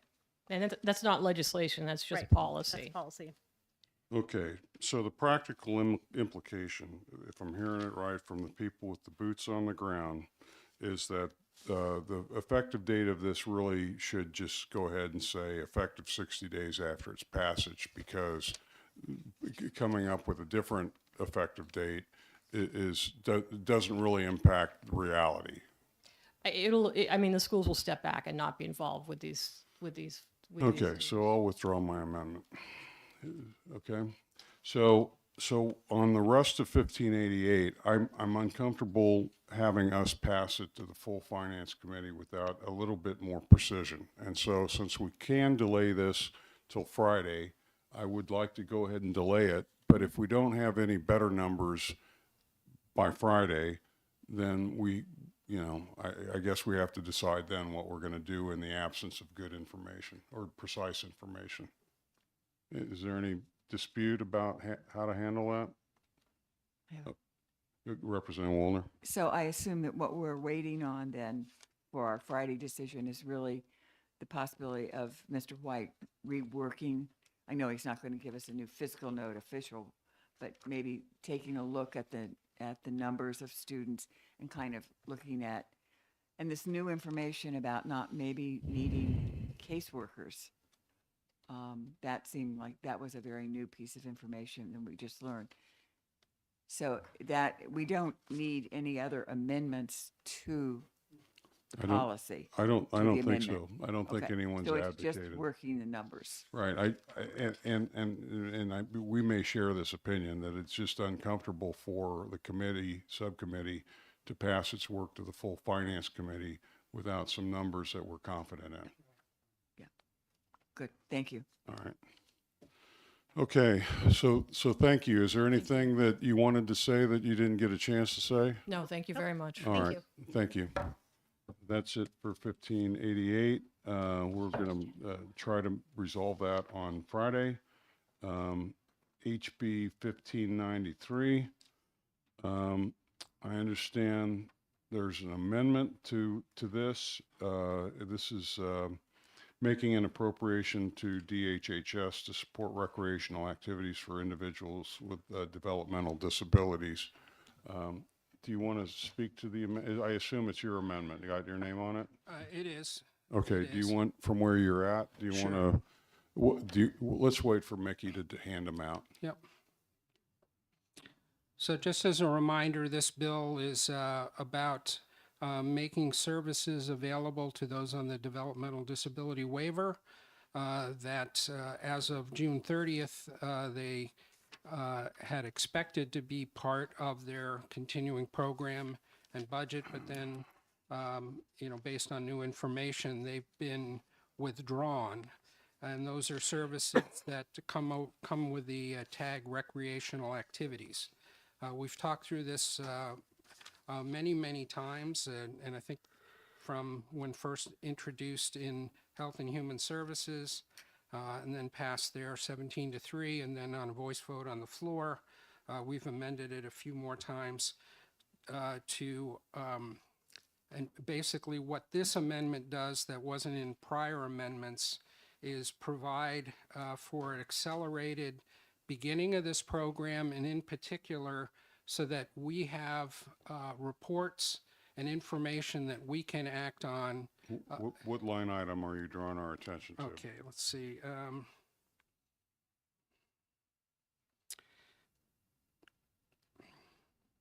Because this is a replace all with section 1, so. Yeah, so it's hard to pull out. First on item Roman numeral 7, the department shall issue an interim report to the fiscal committee on or before April 1st, 2025. The report shall include data on utilization, the number of individuals seeking services in accordance with paragraphs 1, 2, and 3, the number of individuals provided services, and the types of specific services provided, the total cost of the services provided, and other relevant information. Section 8 also says they will issue a final report later on. So those are all new. Line 30 down to the bottom of the bill is all new? Right, and in addition, line 23, the Department of Health and Human Services shall contract with one or more organizations, such as an area agency, to assist in administering these funds. With the approval of the governor, the department may utilize a sole source procurement method to implement recreational services as quickly as possible.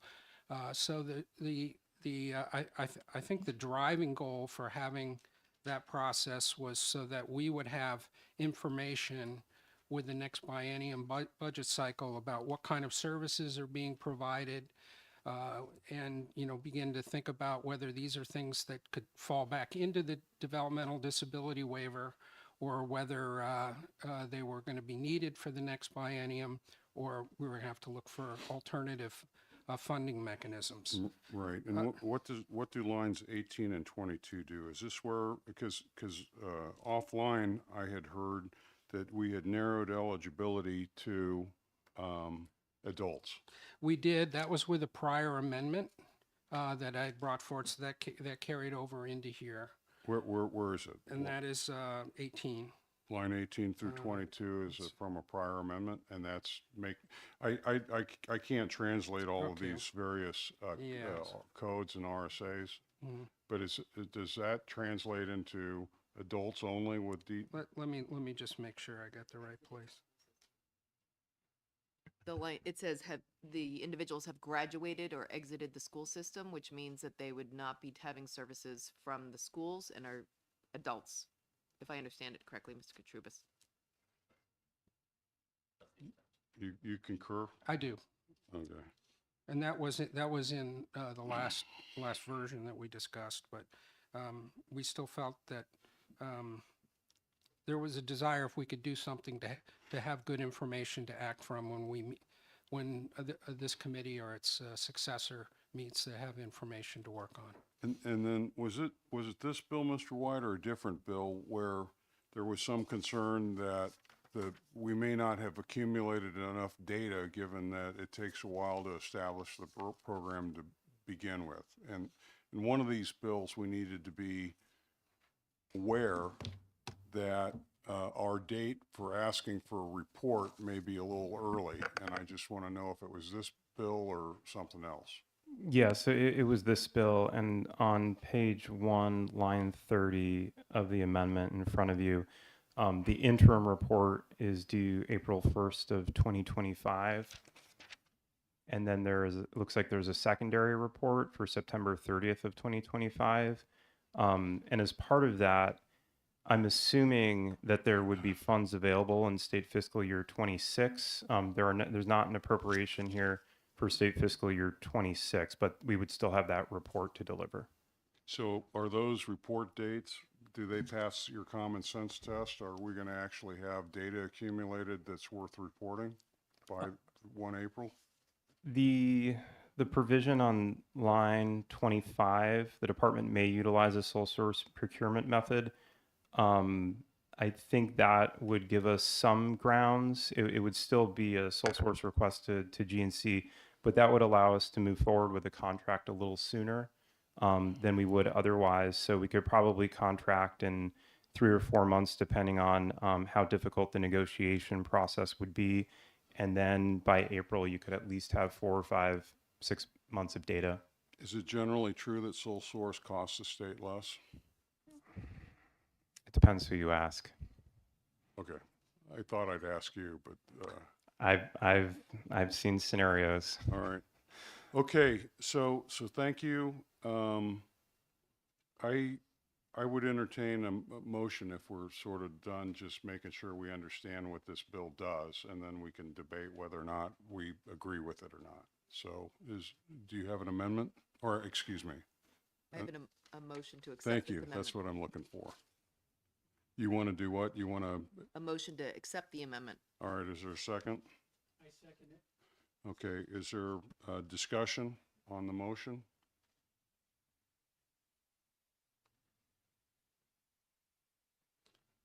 All right.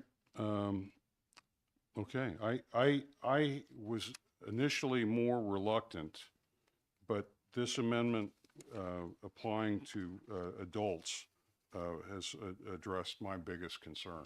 So I can see voting for this. Is there any other discussion? Representative Hall? Thank you, Mr. Chair. So I agree that this is important to do, right? Recreation is a part of fulfilling someone's life.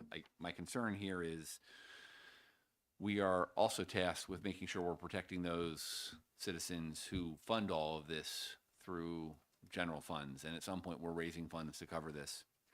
It's not real clear to me how much of this is going to be covered from federal funds, how much of this is going to be covered from state funds. Even if there is a match and they're picking up half or 2/3, meaning the federal government, it's still coming out of the pockets of people who are still trying to make sure they can make their ends meet. So while the amendment's better, and I'm okay with the amendment, I'm not sure I can support either the amended bill as is or as filed. Okay, so after this amendment, we'll vote on the underlying bill. Any Representative Weiler? Well, looking at the language on both the amendment and the original bill, Roman 1 talks about recreational activity, and then it says, however, the Department of Health and Human Services received clarification from the Centers for Medicare and Medicaid Services that supports and services that are recreational in nature are not reimbursable services under the Medicaid program. So it's, it's for training and that kind of thing, but taking them out to the ball game. Yeah, I think, and the subject matter expert can correct this if I'm mistaken, but I think what this money is intended to do is we knew that CMS restricted funding so that recreational services were not reimbursable unless they had a documented therapeutic benefit to them. And without one, this bill is intending to allow additional recreational services to be reimbursed by the state without dipping into federal money. I think that's the carve out. I'm not sure that that word, however, is the best word to be using there. That's sort of, it's just not clean. But I think that's what it does. Is that correct? That we're trying to pay for the stuff that Medicaid doesn't pay for. Yeah. Yeah. Does that address your? Yes. Okay. I want to make sure we knew that. Yeah, I just don't like the way. I think it could have been written better, but go ahead. So can someone from the department give an estimate on how much of this is going to be picked up by general funds then? It would be 100%. In section 1, Roman 2, beginning on line 15, the language, the governor is authorized to draw a warrant for said sums out of any money in the treasury not otherwise appropriated, suggests it's 100% of general funds. Representative Stringham and then Representative Leon. I agree with that, and that was the intent, but I will also kind of reiterate back when we did the budget for the developmentally disabled, the budgets as written included these services for 2 years, and we were going to pay half and the federal government is going to pay half. As it is, they're not receiving them for 1 year. So overall, we'll end up spending about the same amount of money out of general funds that we would have if this change in the program interpretation or rules hadn't been made. So, but we still need to appropriate it because it's in a different bucket of the budget this year. And that's it for that.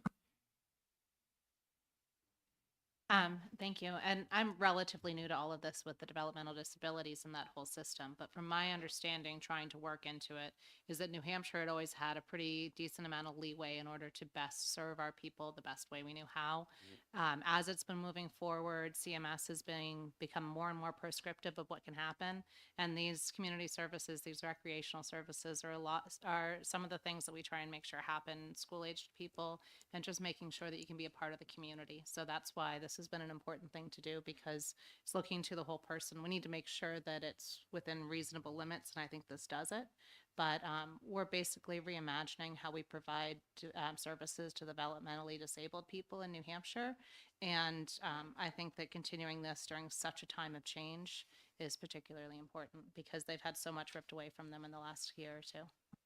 At least certainty has been, because they have a whole bunch of questions about what's going to be funded and how, and that kind of stress wears on you. Representative Weiler, your microphone's on. Did you have something you wanted to say? Okay. No. Is there any other comment? Did I already ask for a motion on this? You already gave it. Did it get seconded? It got seconded. So are we done with the discussion between Division 3 on whether or not we want to support this bill or not? I think we're done. So do you want to call the roll on this? Sure. This is on House Bill 1593. Motion is ought to pass with an amendment. Name the amendment. 1161. Yeah, 1161. Thank you. Representative Leon. Yes. Representative Earth. Can I just ask, what are we voting on, the amendment or the whole thing? Just the amendment. Oh, I'm sorry. That's not Okay. clear. No. No on the amendment. Representative Hole. Yes on the amendment. Representative Weiler. Yes. Representative Wallner. Yes. Representative Tulersky. Yes. Representative Stringham's yes. Representative Priest. Yes. Representative Edwards. Yes. Vote being 8-1. The amendment passes. With that, let's, are we, I needed a motion on the underlying bill, 1593. You move? Who's any Yeah, second? I make the motion to ought to pass with amendment HB 1593. Is there a second? Second.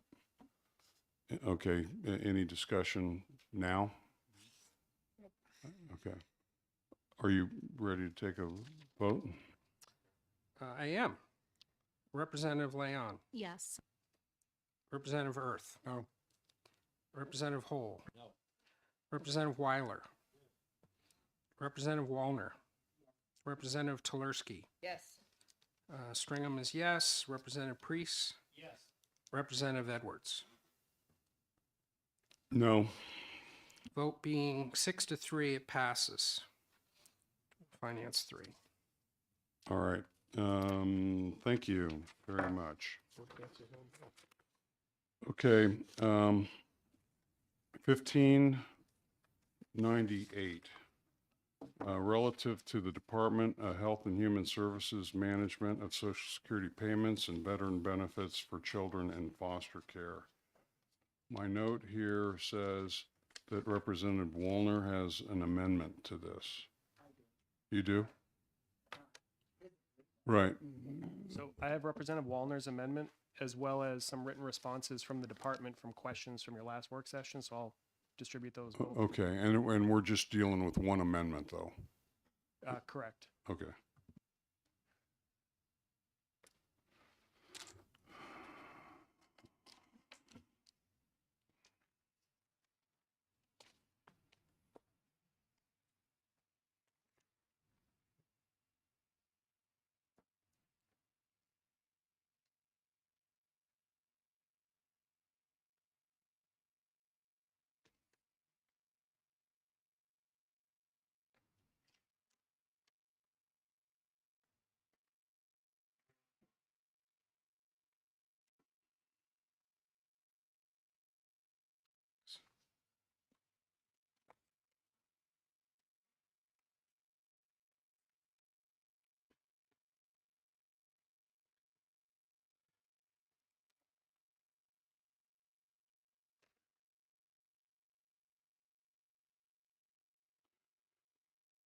All right, we've talked about House Bill 1598 a few times. There was a new fiscal note that was done on this that was 2311. And as I look at my notes, I don't see that amendment to 23, the fiscal note 2311. Does anyone have a copy of it? Or maybe you could just tell me what the impact turned out to be? Sure.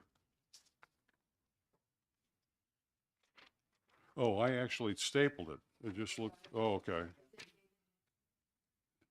Yeah, it revised 3/6/24. Okay. So this was basically a $2.87 million a year program with a lower amount in the initial year. And do you want to talk to either, go ahead, discuss either the 1598 itself or your amendment to it? To talk to the amendment. All right.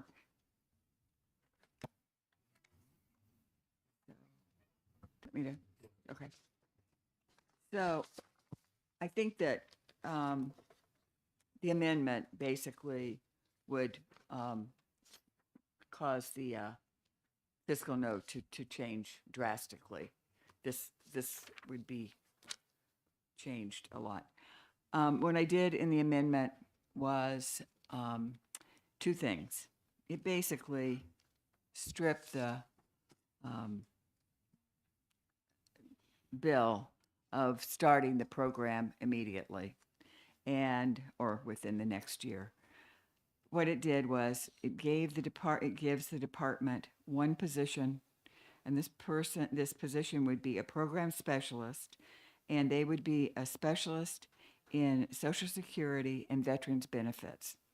So as children came into placement, residential, and we're going into residential placement with the department, there would be someone there that would be doing the work to see if children are eligible for these benefits. This was something that came up numerous times during the discussions on this bill. And the second part is, in order to get ready for the implementation of the program, not really a program, but the implementation of the bill, the department came to me and talked to me about having a consultant who would help them develop a report that would outline what they would need to do to implement the program. So that's section 4 of the amendment. It basically replaces the bill. This replaces all of the bill. So it would be one position to help them with the eligibility for children who come into the system, and then the consultant, which would help them develop a report and how this program would be implemented. And it also would take effect on July 1, 2025, the next budget year.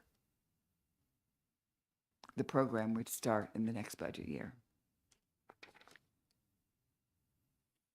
Question? Discussion on the amendment? You made a qualitative comment about that based on this, we're probably going to see a significantly lower fiscal note. Yes. Do you have a WAG number, a wild ass? I think the fiscal note would be the two sections added together. One, the consultant, I have in this amendment, the consultant being $200,000, and the position,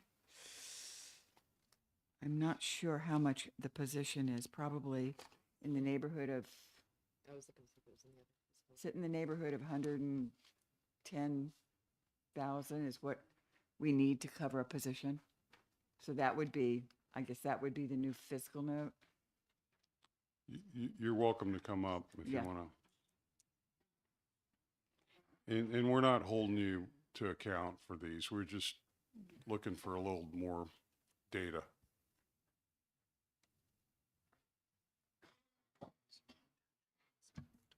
I don't intend to finish the vote on this until Friday. So this is, we're really in a conversation mode because I think the amendment changes the terrain. Yeah. So in just quickly glancing at this, so the $106,000 is appropriated in section 3 of the amendment for the position. So in the first year, in state fiscal year 25, your total cost would be $306,000, $200,000 being for the consultant, the remaining 106 being for the position. Because section 1 would still go into effect July 1 of 2025, we would still have an estimated roughly $2.1 million general fund impact. So our DCYF budget would need an additional $2 million, as we've already discussed, based on the offset revenue. And then the estimates that we had previously provided were for additional positions to take on the work of managing the new trust accounts that we currently do not in the manner as described in the bill.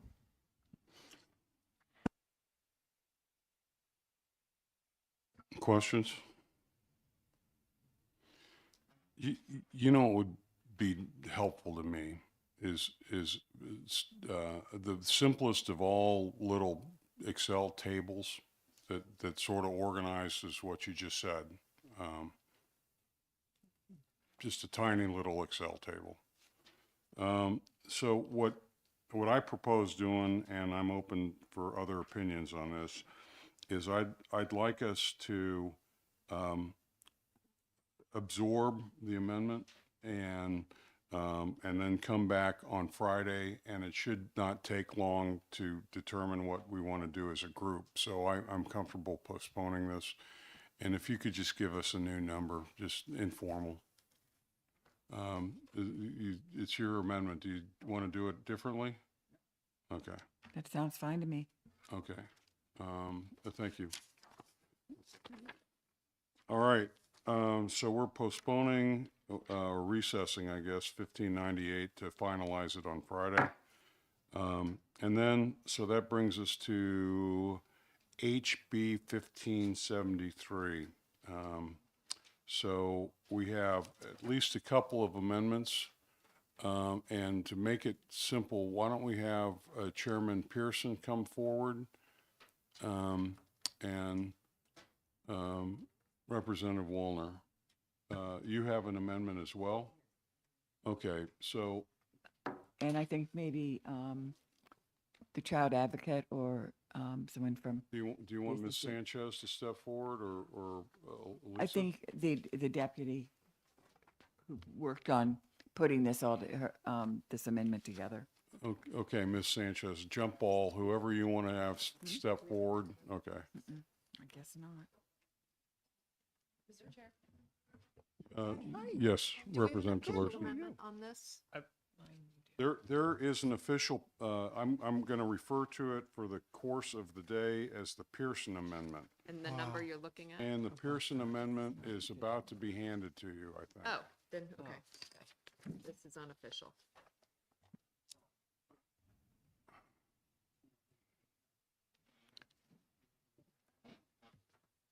I could use another Wallner one, to tell you the truth. No, I gave my Wallner one away. Representative Wallner, actually. Thank you. If you'd gotten it autographed, it would have been worth more. Yeah, right. Your wood stove with it. Okay.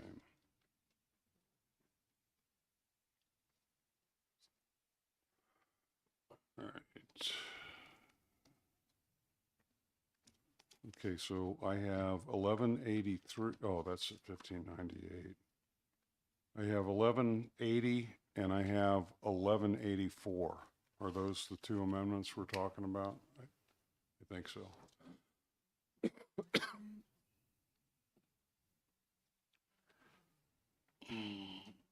So Ms. Morris, would you just go ahead and pre-position at the end of the table where you could grab that microphone? We may need to come to you. Okay, I think this is the most complicated bill that Division 3 has taken on this year. And I just to level set everyone, the way I view it is, it's an important bill. We had a very bad incident outplacing one of our kids, and the Office of the Child Advocate led a great investigation and report summarizing the problems. It stimulated a lot of concern and a lot of action.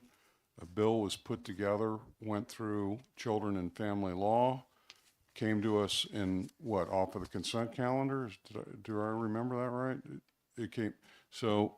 I'd like to believe that. Yeah, so, and when we first started here in 1573, we heard that the committee looked at the policy, loved the policy, but didn't really look at the financial impact. So that created a bunch of turmoil to try to take a look at what the policy committee had proposed and the House had passed, and to reinvent it in a way, re-engineer it in a way in which we still protected our kids. We still gave ourselves the assurance that we were actually protecting our kids, but we did it in a way in which the workload requirements were a little bit different, and as a result, we were able to anticipate a reduced spend on this. So tremendous work has taken place. Ms. Morris of DHHS has done a great job of coordinating with Chairman Pearson and OCA and with the judiciary, right? Right, the judiciary's here? Okay, would you have a seat next to Ms. Morris? Thank you. Okay, and so the maturity of what we're looking at, and I don't want to prejudge Representative Wallner's amendment because I haven't had a chance to see it, but the maturity, I think, of 1573 as represented in Representative Pearson's amendment is that they've done a great job at figuring out where the department and the OCA agreed to agree, and they have a couple of points where they don't agree, and that's really the driver behind the reason we're looking at two amendments. I don't want to call one the DHHS amendment and the other one OCA. That's a little oppositional, but we have different points of view. That's why we have different amendments.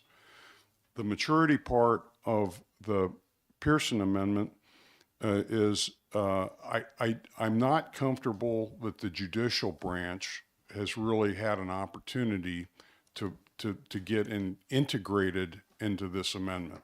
And by integrated, what I mean is the initial fiscal note came out with 2 judges and 7 clerks, which created a fairly significant financial impact. And that's not our division. But so I'm trying to represent Division well here, one well here. And what I had asked you to do, and I don't know if you've had an opportunity to really do this to where you're comfortable with it, that's why I want you to be able to speak, is the logical flow of events is that we write a law, the law gets implemented, it has workload and workforce implications, that the workload and workforce implication gets represented in our budgets, and we pay for what we say we're going to do.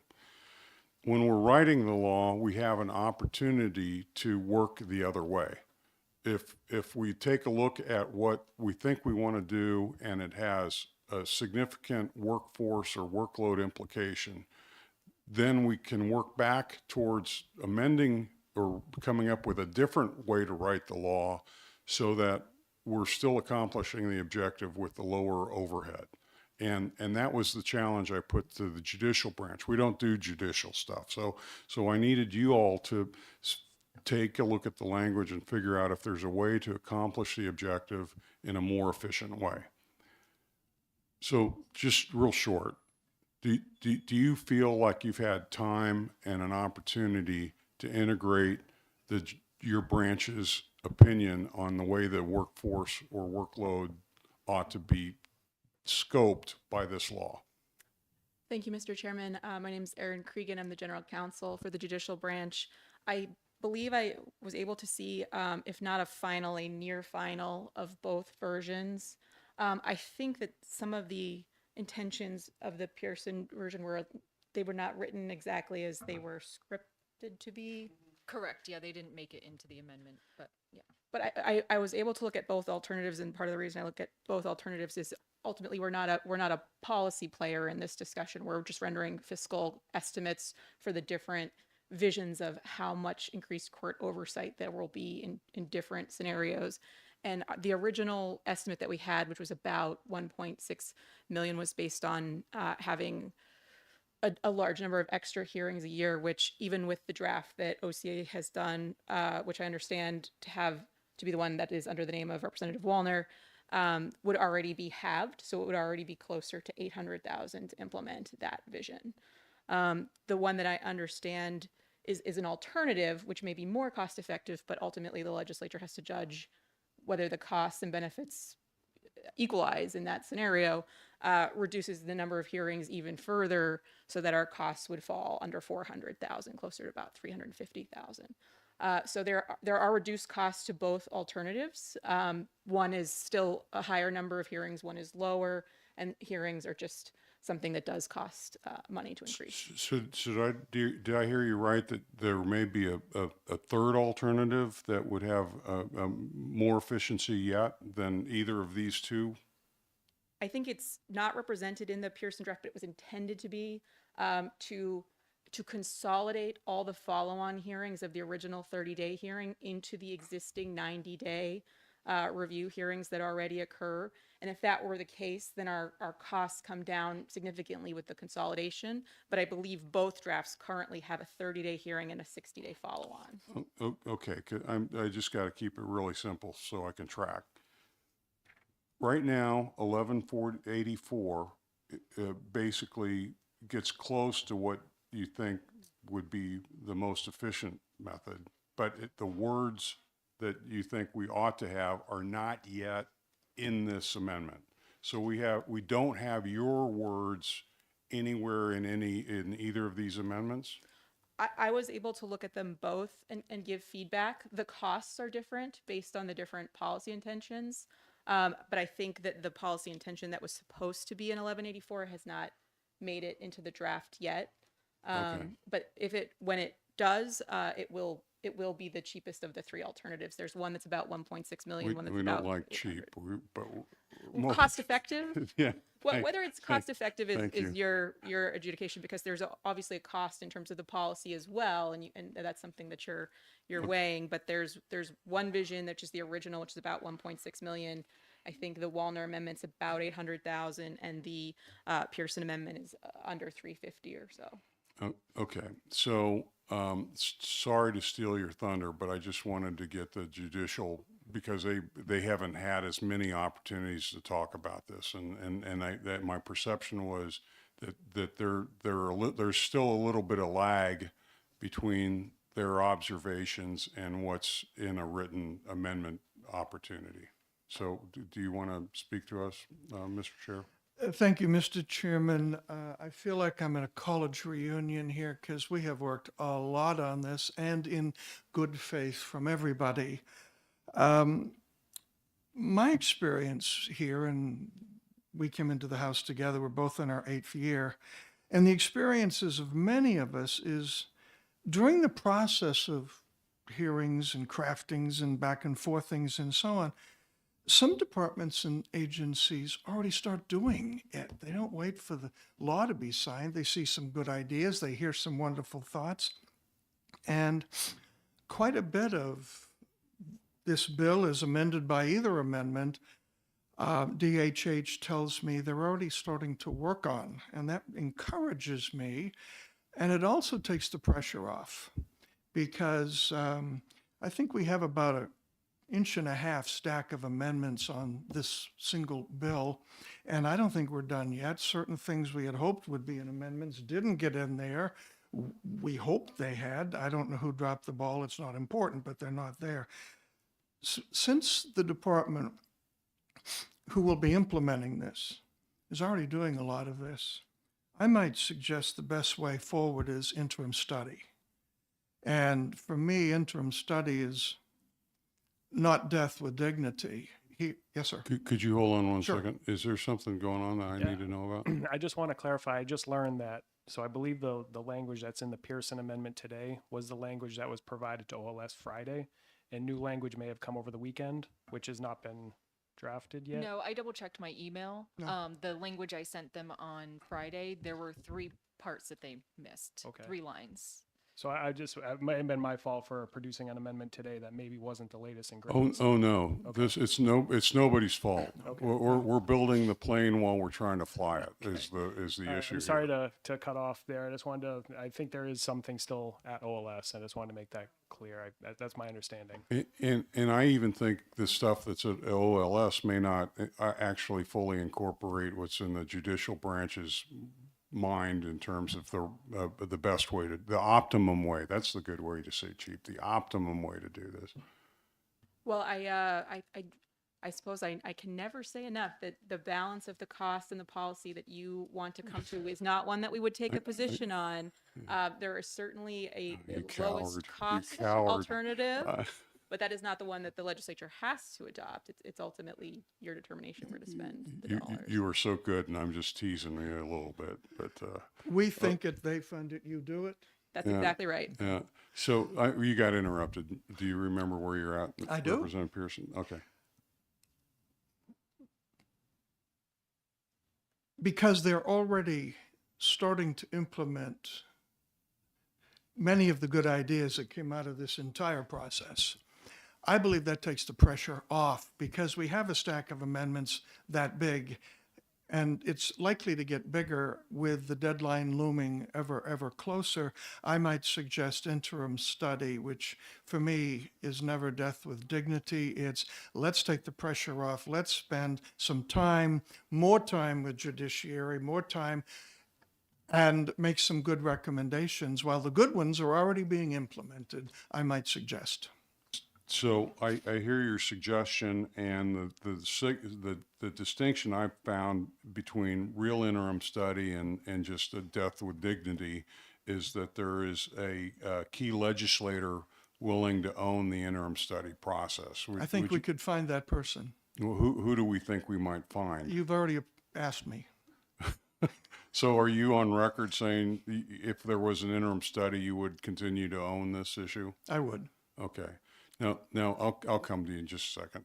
But so Ms. Morris, a statement was made by Representative Pearson that a lot of the good ideas that have come out of all the brainstorming and writing and discussion that the department is already working and got various amounts of this already in progress or in place. Would you like to make that more clear to us? Sure. So our team, the team with DCYF and BCBH, the ones who do the monthly visits as well as do the certification visits annually, they meet with the OCA monthly to discuss policies, any other items of note, and so that way our team can bring that back and tweak policies, tweak procedures as necessary. Now, the spirit of the bill we definitely support, but some of the items would require fiscal appropriations in order to move forward. Some of the larger real ticket items, including, increased visits and things of that nature, but otherwise there's nothing to stop us from moving forward with many of the policies that are laid out in here. All right, you're up. Thank you, Chairman Edwards. This is the first the OCA has heard of this. We are not in agreement with the interim study. We believe that we've worked closely with Representative Pearson, with DHHS, with the judiciary. We met with the subcommittee last week, yourself and Representative Wallner and Representative Priest, and had a very productive conversation. I believe that Representative Wallner's amendment 1180, which everyone has, does strike that balance now. I appreciate you not saying it's the OCA amendment and the DHHS amendment because, to be frank, they're about 97% the same. We have been working on this since last November, well, really since last August. I believe that 1180 is ready to pass now. You got this fun Excel spreadsheet. I heard how much you like Excel spreadsheets, Chairman Edwards. As well as you got a document that says at the top OCA proposal 31524. I know this has been really confusing with all the replace all amendments. So what we tried to do was this OCA proposal is comparing Representative Wallner's amendment with what passed the House as HB 1573 in February, because when you do the replace all, there's not the strikeouts in the italics. So this document shows you what differences is from what you guys already passed policy-wise. This document is to really capture those three buckets and where there remain differences between Representative Wallner's amendment and Representative Pearson's amendment. And as I said, it's extremely small. We have actually come to complete agreement around the DCYF monthly worker visits, 100% the same. The judicial section, so there's a header here that says DCYF monthly worker visits. Just comparing the Wallner amendment and the Pearson amendment. We did also add a column for the fiscal impact, which we talked about pretty in depth at the subcommittee meeting last week, but I wanted to make sure the rest of you could see that the amendments that were made between 2 weeks ago and today really have significant fiscal impact. And I just heard Aaron describe those for the judicial piece.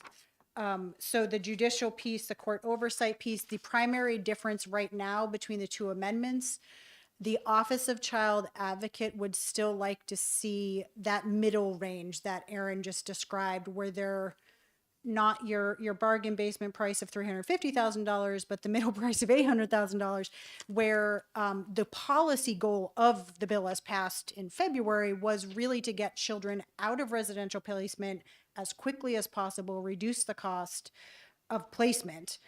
So by having just a single 60-day hearing and then going back to the routine hearings, that doesn't really add that much additional judicial oversight.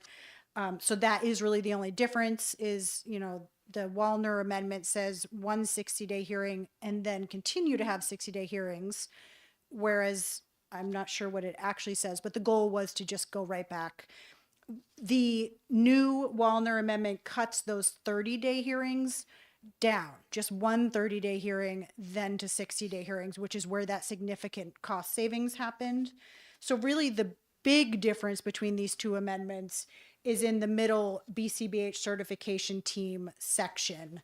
The compromise already occurred going from quarterly visits, which is what was in the original bill you all passed at the end of February, reached a compromise going to twice-a-year visits with one being unannounced.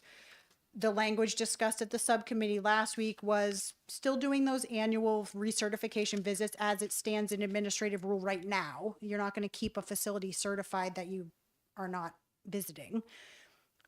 The OCA ask was that, okay, so if you're doing an annual visit, just doing your recertification thing that you always do right now under administrative rule, if you're about to send a kid there and you haven't been there in several months, go take a quick visit before you send a kid there. We thought we were in agreement on that. There was language around that. And then this amendment that we did receive the language Sunday night on now says the Pearson amendment, if there's not a kid there, we're not even going to do the recertification visits. We're not going to visit at all if there's no kid there. We're going to conditionally certify, which from the OCA's standpoint is frankly a liability issue. You now have a roster of certified placements that you're not visiting at all. And then you're essentially going to have to go back out and do a certification visit before a kid goes. So we are in agreement before a child gets there, you need to make sure that place is okay. So I hope that by laying it out this way, it makes a little bit more sense of what changes are being made from what you all passed in February as HB 1573. And then this lays out really those just minor differences between Representative Pearson's amendment today and Representative Wallner's amendment today. But really, I think the policy that you all passed at the end of February that would, address the safety of children is an important one. I think we're so close right now that interim study is not necessary. I think you have a really good amendment in front of you, and I'm happy to answer any questions either about where the fiscal impact was or the policy stuff. I think I have a couple questions for you. Let's say, for example, I think I heard you that you would like, instead of having a conditional certification, an organization and a conditional certification, that you would either want to terminate their certification or go ahead and do the inspections to keep them fully certified.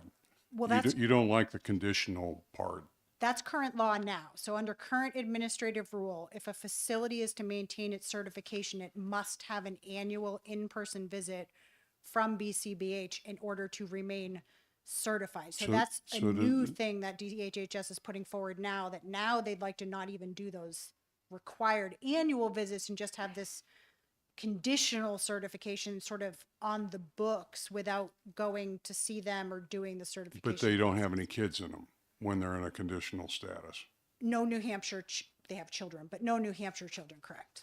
Okay. But there would still be a place. So one distinction there is we're talking about DCYF placed children, so child protection or juvenile justice. Yeah. If a facility remains certified, though, that does mean that BCBH could be offering that placement to parents that are doing voluntary placement, that the kid's still with the parents. And so the parents are seeing a list of certified facilities that have that title certification. They're not state placed children, so the same rules don't apply as far as what we're doing here.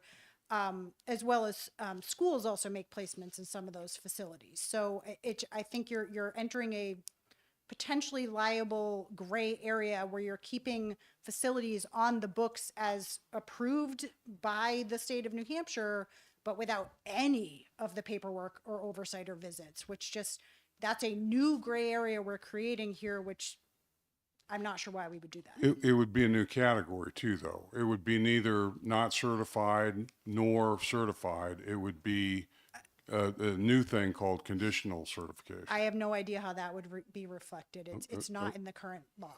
Okay, so if they had the money available, the law allowed them to do conditional certification. But if they had the ability and the resources to go and keep a certification current, they could do that regardless of the law, could they not? They could choose as a policy matter to do that instead of a legal compliance choice. I guess they could do anything they wanted. I'm just not sure why you would put that into law. Because we talked about this in a work session where I'm just concerned that we don't present a litigation target by establishing standards that we don't have confidence are going to have resources sustained, not just this budget, but the next budget, the budget there. I mean, we're talking about forever if we put this in the law until it gets changed. So I'd rather have a lower litigation risk because of the law and more policy implementation by the department. That's my point of view. I absolutely hear what you're saying. The current administrative rules that the department follows now has those annual visits. Presumably they've budgeted and staffed for those annual visits. The purpose of this legislation was to create a higher standard. Not even a higher standard, but clearer standards. So to then say, remember those administrative rules we told you we were going to bulk up? So we didn't need a statute. Now we'd rather actually make a statute that's even less protective than the current process. It just doesn't make sense to us from where we're coming from of what the purpose of this bill is. Okay. Representative Wallner, there's been a lot of talk about your amendment. Do you want to say something about your amendment? I'll come to you, Representative Weiler. Well, I want to say that there's certainly been a lot of work on it, and I've got quite a big stack of amendments, both from the department and from the Office of Child Advocate. I think we're really close, and a lot of work has gone on this. I know Chairman Pierce's committee, I think you sent this to the floor unanimously. And I think, your committee worked on it. this committee certainly put in a lot of time on it. So I think interim study is really not necessary this time. I think we've done a lot of study, and the two committees have really come close, and the department and the child advocate have come really close. I think Lisa just said 97%. That's pretty good. That's a guesstimate. I said That's 95, pretty but I'll good. take yours. It's Okay. pretty good. So, well, We share 98% of our DNA with chimpanzees though, so. well. So I would like to see us be able to get something ready to go to the full committee and then on to the floor. I think this is the report. If you read the report, I think you'll see how serious this issue is. And New Hampshire has already had some pretty terrible experiences around children in placement. And I think that we need to be proactive. Will everything in this law, this bill, if it passes, will everything be perfect? Probably not. I've never seen perfect yet. But we have the opportunity to come back here in January after they've been working on this to put it in place. We come back here in January to do those tweaks where it doesn't work, bring in something that, makes it work better. But I do think that we need to move forward, and to delay this is not, probably not a benefit to the state. Mr. Chairman, Wait, and you considered the Pearson amendment and you find it inadequate, which is why you submitted another amendment, a different amendment. Oh, well, I didn't really see the Pearson amendment was still coming in my mailbox right up until Sunday night when I went to bed. So, me too. Oh, okay, Right. so in all So, the there was- efforts, yeah. we still haven't Right. gotten, okay, I understand. Lisa put together this piece that really outlines where the differences are. And I think that would be really helpful if we could sort of focus in on the differences, because we're really right down to just a few places. So Representative Weiler? There's so much in this that's policy that we're not equipped to do, that we're just loaded with stuff, coming up on a deadline, you don't have a lot of time. I would move interim study. Mr. Chairman. Did you intend that to be a formal motion looking for a second? I did. That's seconded. Is there discussion on the motion before us? Go ahead. If you do not decide interim study, I would very much suggest that since DHHS will be implementing this, you take their amendment because they'll be implementing it. We appreciate, DHHS appreciates Right, the work of many different ones, right, but this will be DHHS's job. right. Okay, so thank you. To the discussion on interim study, whatever we do in finance in the next couple of weeks is not the end of this. The Senate is working on a parallel bill, I believe. We're going to end up getting that bill probably back into Division 3 in a couple of months. I don't see our disposing of this bill as interim study to be a problem, because I suspect Ms. Morris and Ms. Cregan and the OCA, everyone's going to continue trying to refine this, so we've got like one way to go. And if we pass this becomes the House position, and then I think that would limit us in a committee at conference a bit. I would like to just retain some freedom of movement on this, knowing that we're not done with this. We're going to get this in a couple of months. That's my point of view. I'm leaning towards interim study on this. Sir, Wait, Could I wait. That was you? yeah, so Okay. the Senate bill HB 1573 has some pretty essential pieces that are not in any other bills, particularly the 1573, the one before us? correct. Okay. The findings, but the creation of that new certification team, that entire section is nowhere else. The only sections that overlap with Senate Bill 417, which did just pass the Senate Judiciary Committee, Policy Committee last week unanimously, is the section about the DCYF workers, which we are in complete agreement on. They're identical between these two bills, as well as the judicial oversight portion, which frankly, I would say at this point, this version is better in either of these bills because the judiciary did weigh in about the motion practice piece of it, which was very important. So while those two pieces would certainly meet in the middle, the policy piece of this about reducing children being in institutional placements and languishing in those placements and the creation and increased oversight of that BCBH certification team, including the appropriations that would allow them to create that team, because we can talk about it all we want, but if those positions don't get created, that nothing's going to be done to improve that process.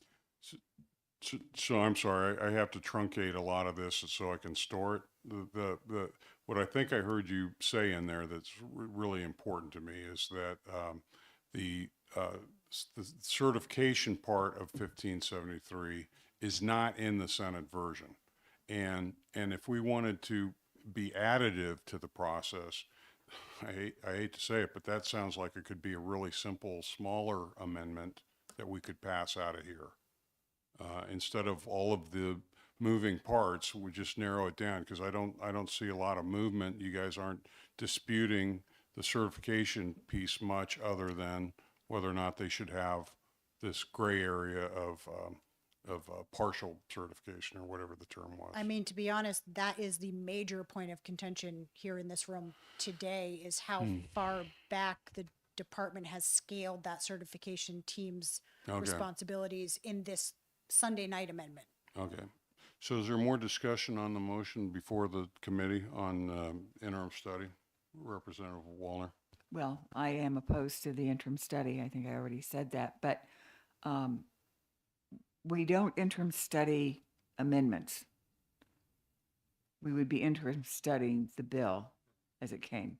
So just so that there's no, I thought there was some reference to interim studying one or the other of the amendments, but It it could isn't. include all of the amendments. Well, this will all be available. This will all be available. It's part of the record. Part of the Whoever's doing record, the yes. interim study can use whatever materials that are done already, right? I mean, Yeah. so I mean, we're just interim studying 1573. right. So don't throw your files away. That's what you're saying. Yeah, don't throw the files. I really feel like we've done so much work, and the Children and Family Law Committee has done enormous amount of work on this. The Child Advocate and the department have worked on it, and we're so close. It feels like it would really make sense for us to pass this. We're going to, if the other bill from the Senate comes over, it would be nice to have a House position. And this would be our position as we negotiate with the Senate around this. Representative Weiler? This is unprecedented to have so many moving parts when it comes to us just to make a financial decision. Not looking at 16 different policy things, that's not our purview. We're looking here to look at the costs and the money, and if there were two different alternatives, we'd look at one or the other. But because this needs to have all the incorporation of the other committees, if it's interim study, they can be incorporated, so that it's not a policy change looking like it came from the Finance Committee, and we'd be criticized for that. So that's why I'm saying an interim study, you need to get all these things included. Thank you. Representative Priest? Thank you, Mr. Chairman. What if we just delayed the decision on this until Friday? And that would give an opportunity for both sides to come together and see if we could come up with something that had the fiscal analysis in there that we can then make an assessment on? I can give you an answer to that, my answer, or would you like to do that, Representative Weiler? I'd say if they can come to a conclusion by Friday, present it before us at that meeting in no less than 25. We got so many bills on there. I don't want to spend another hour talking about this stuff when we've got like 40 bills before us. So- Friday is just us, though. Friday's another work session in Division 3. It's Well, not all your full right, but finance committee. Either way, Yeah. it's, you know, The- if they have something by Friday, then we could overturn the interim study. We could. The challenge, I think, at this point, is that we still don't have clarity on exactly which one amendment we should adopt. It doesn't sound like the judicial language is in either amendment to the extent that it could be. Whatever the amendment would be, would trigger some more math to give us some idea. I just am having a hard time perceiving in the next 4 days the completion of an agreed upon amendment, the incorporation of the judicial input, and another round of fiscal analysis so that we know what we're voting on Friday. But if that miracle could happen, I would bring it up again. But I just don't believe it. The at this Wallner point. amendment is correct and complete as drafted by OLS. And I believe Aaron's $800,000 reflects the intent and the language of the Wallner amendment, the way she said it. Right, but there's a lower alternative. And there are a few points that OCA has stood fast on that DHHS, which will be implementing this, doesn't like. Yeah, so we have a valid motion before us, interim study. You have a question, comment, Representative Hool? Thank you. This is for Chairman Weiler. It's my understanding, at least on regular policy committees, that any member having voted on the prevailing side or the non-prevailing side can make a motion for reconsideration as long as the bill is within the committee. Is that true for finance divisions as well? Yes. So it doesn't lock out anybody from bringing this up Friday if we take a vote today, if they believe they've come with a new solution. And all of this happens before we get to the executive session for the full committee. Yeah, and all it is a recommendation. So it can come before the committee on, whenever it's completed, and it's just a recommendation. Someone else can say, I don't agree with the recommendation, I have an alternative. And it's always open until that's done.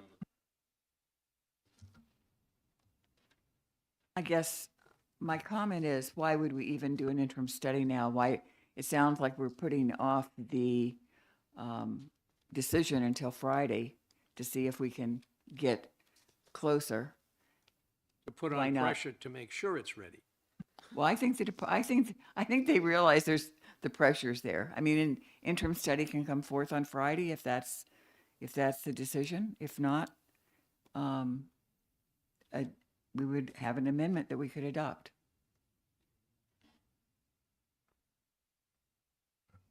Okay, I hear you. I think we have a valid motion in front of us.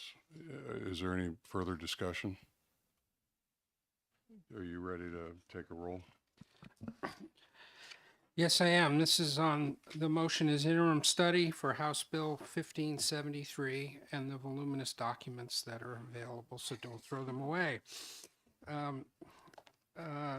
Representative Leon, Yes. Representative Earth, Yes. Representative Hole, Yes. Representative Weiler, Yes. Representative Wallner, No. Representative Tulersky, No. Representative Stringham votes no, Representative Priest, No.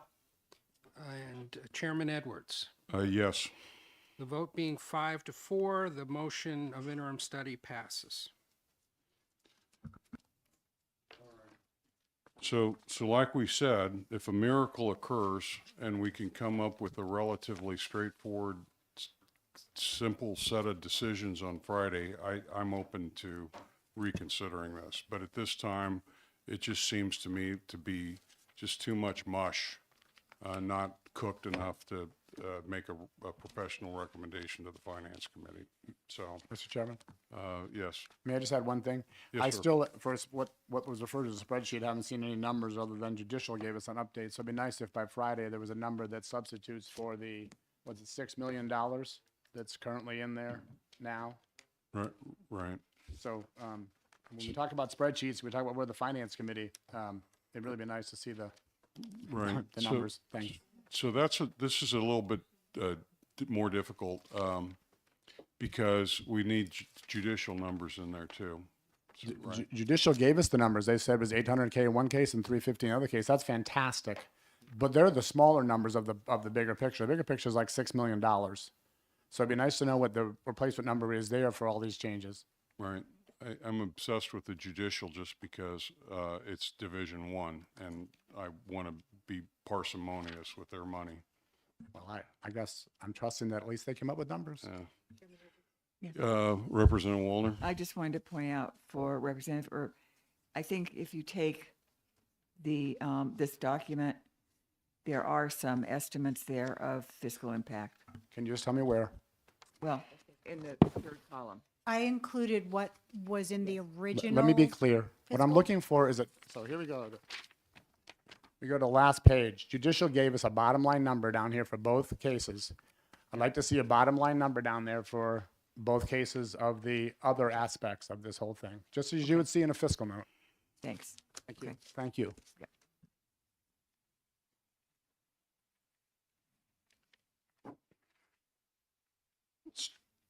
Okay, so I think that concludes HB 1573 for the day. As far as the work session goes, I think we did a lot, and we're not done, but we've at least reduced the amount of things we have to finalize on Friday, because Friday is truly our drop dead date. So, thank you very much. You have any words of wisdom for us, Mickey? The only thing I can say is I've got the two amendments that we had talked about earlier today. You adopted them without the number. I do have those too. Oh, that's provide great. just Let's, so- I don't want to recess. I want to hand those out and Okay. make sure everyone sees them and see if anyone changes their mind now that they see them. Almost, Trying to see if I can get the little guy or if I need help getting. yeah.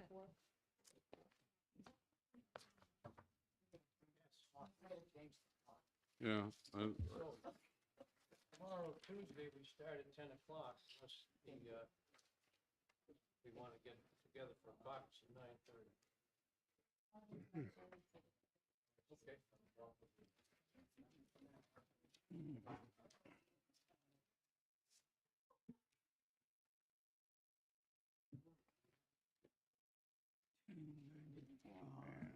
Can't keep up with paper. Paper's such a problem for me. It's a problem for me. Is that today? It's the 18th. Oh, my God.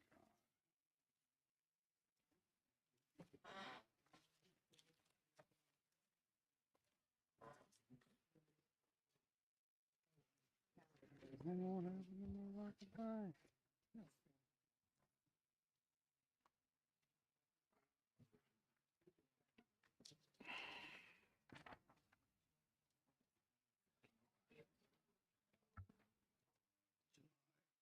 Mr. Chair, these look brilliantly written. Magnificent prose. I'm only seeing the one, 1282. Was there a second one? Yeah, 1595. Oh, okay, I distracted myself. So nobody, we've got two in front of us. Does anyone have any concerns? We're okay with our previous vote with the insertion of these numbers? All right. Well, that'll be it. We're adjourned for the day. Everybody's here for tomorrow for executive. Right. Yes, sir. 10 o'clock tomorrow.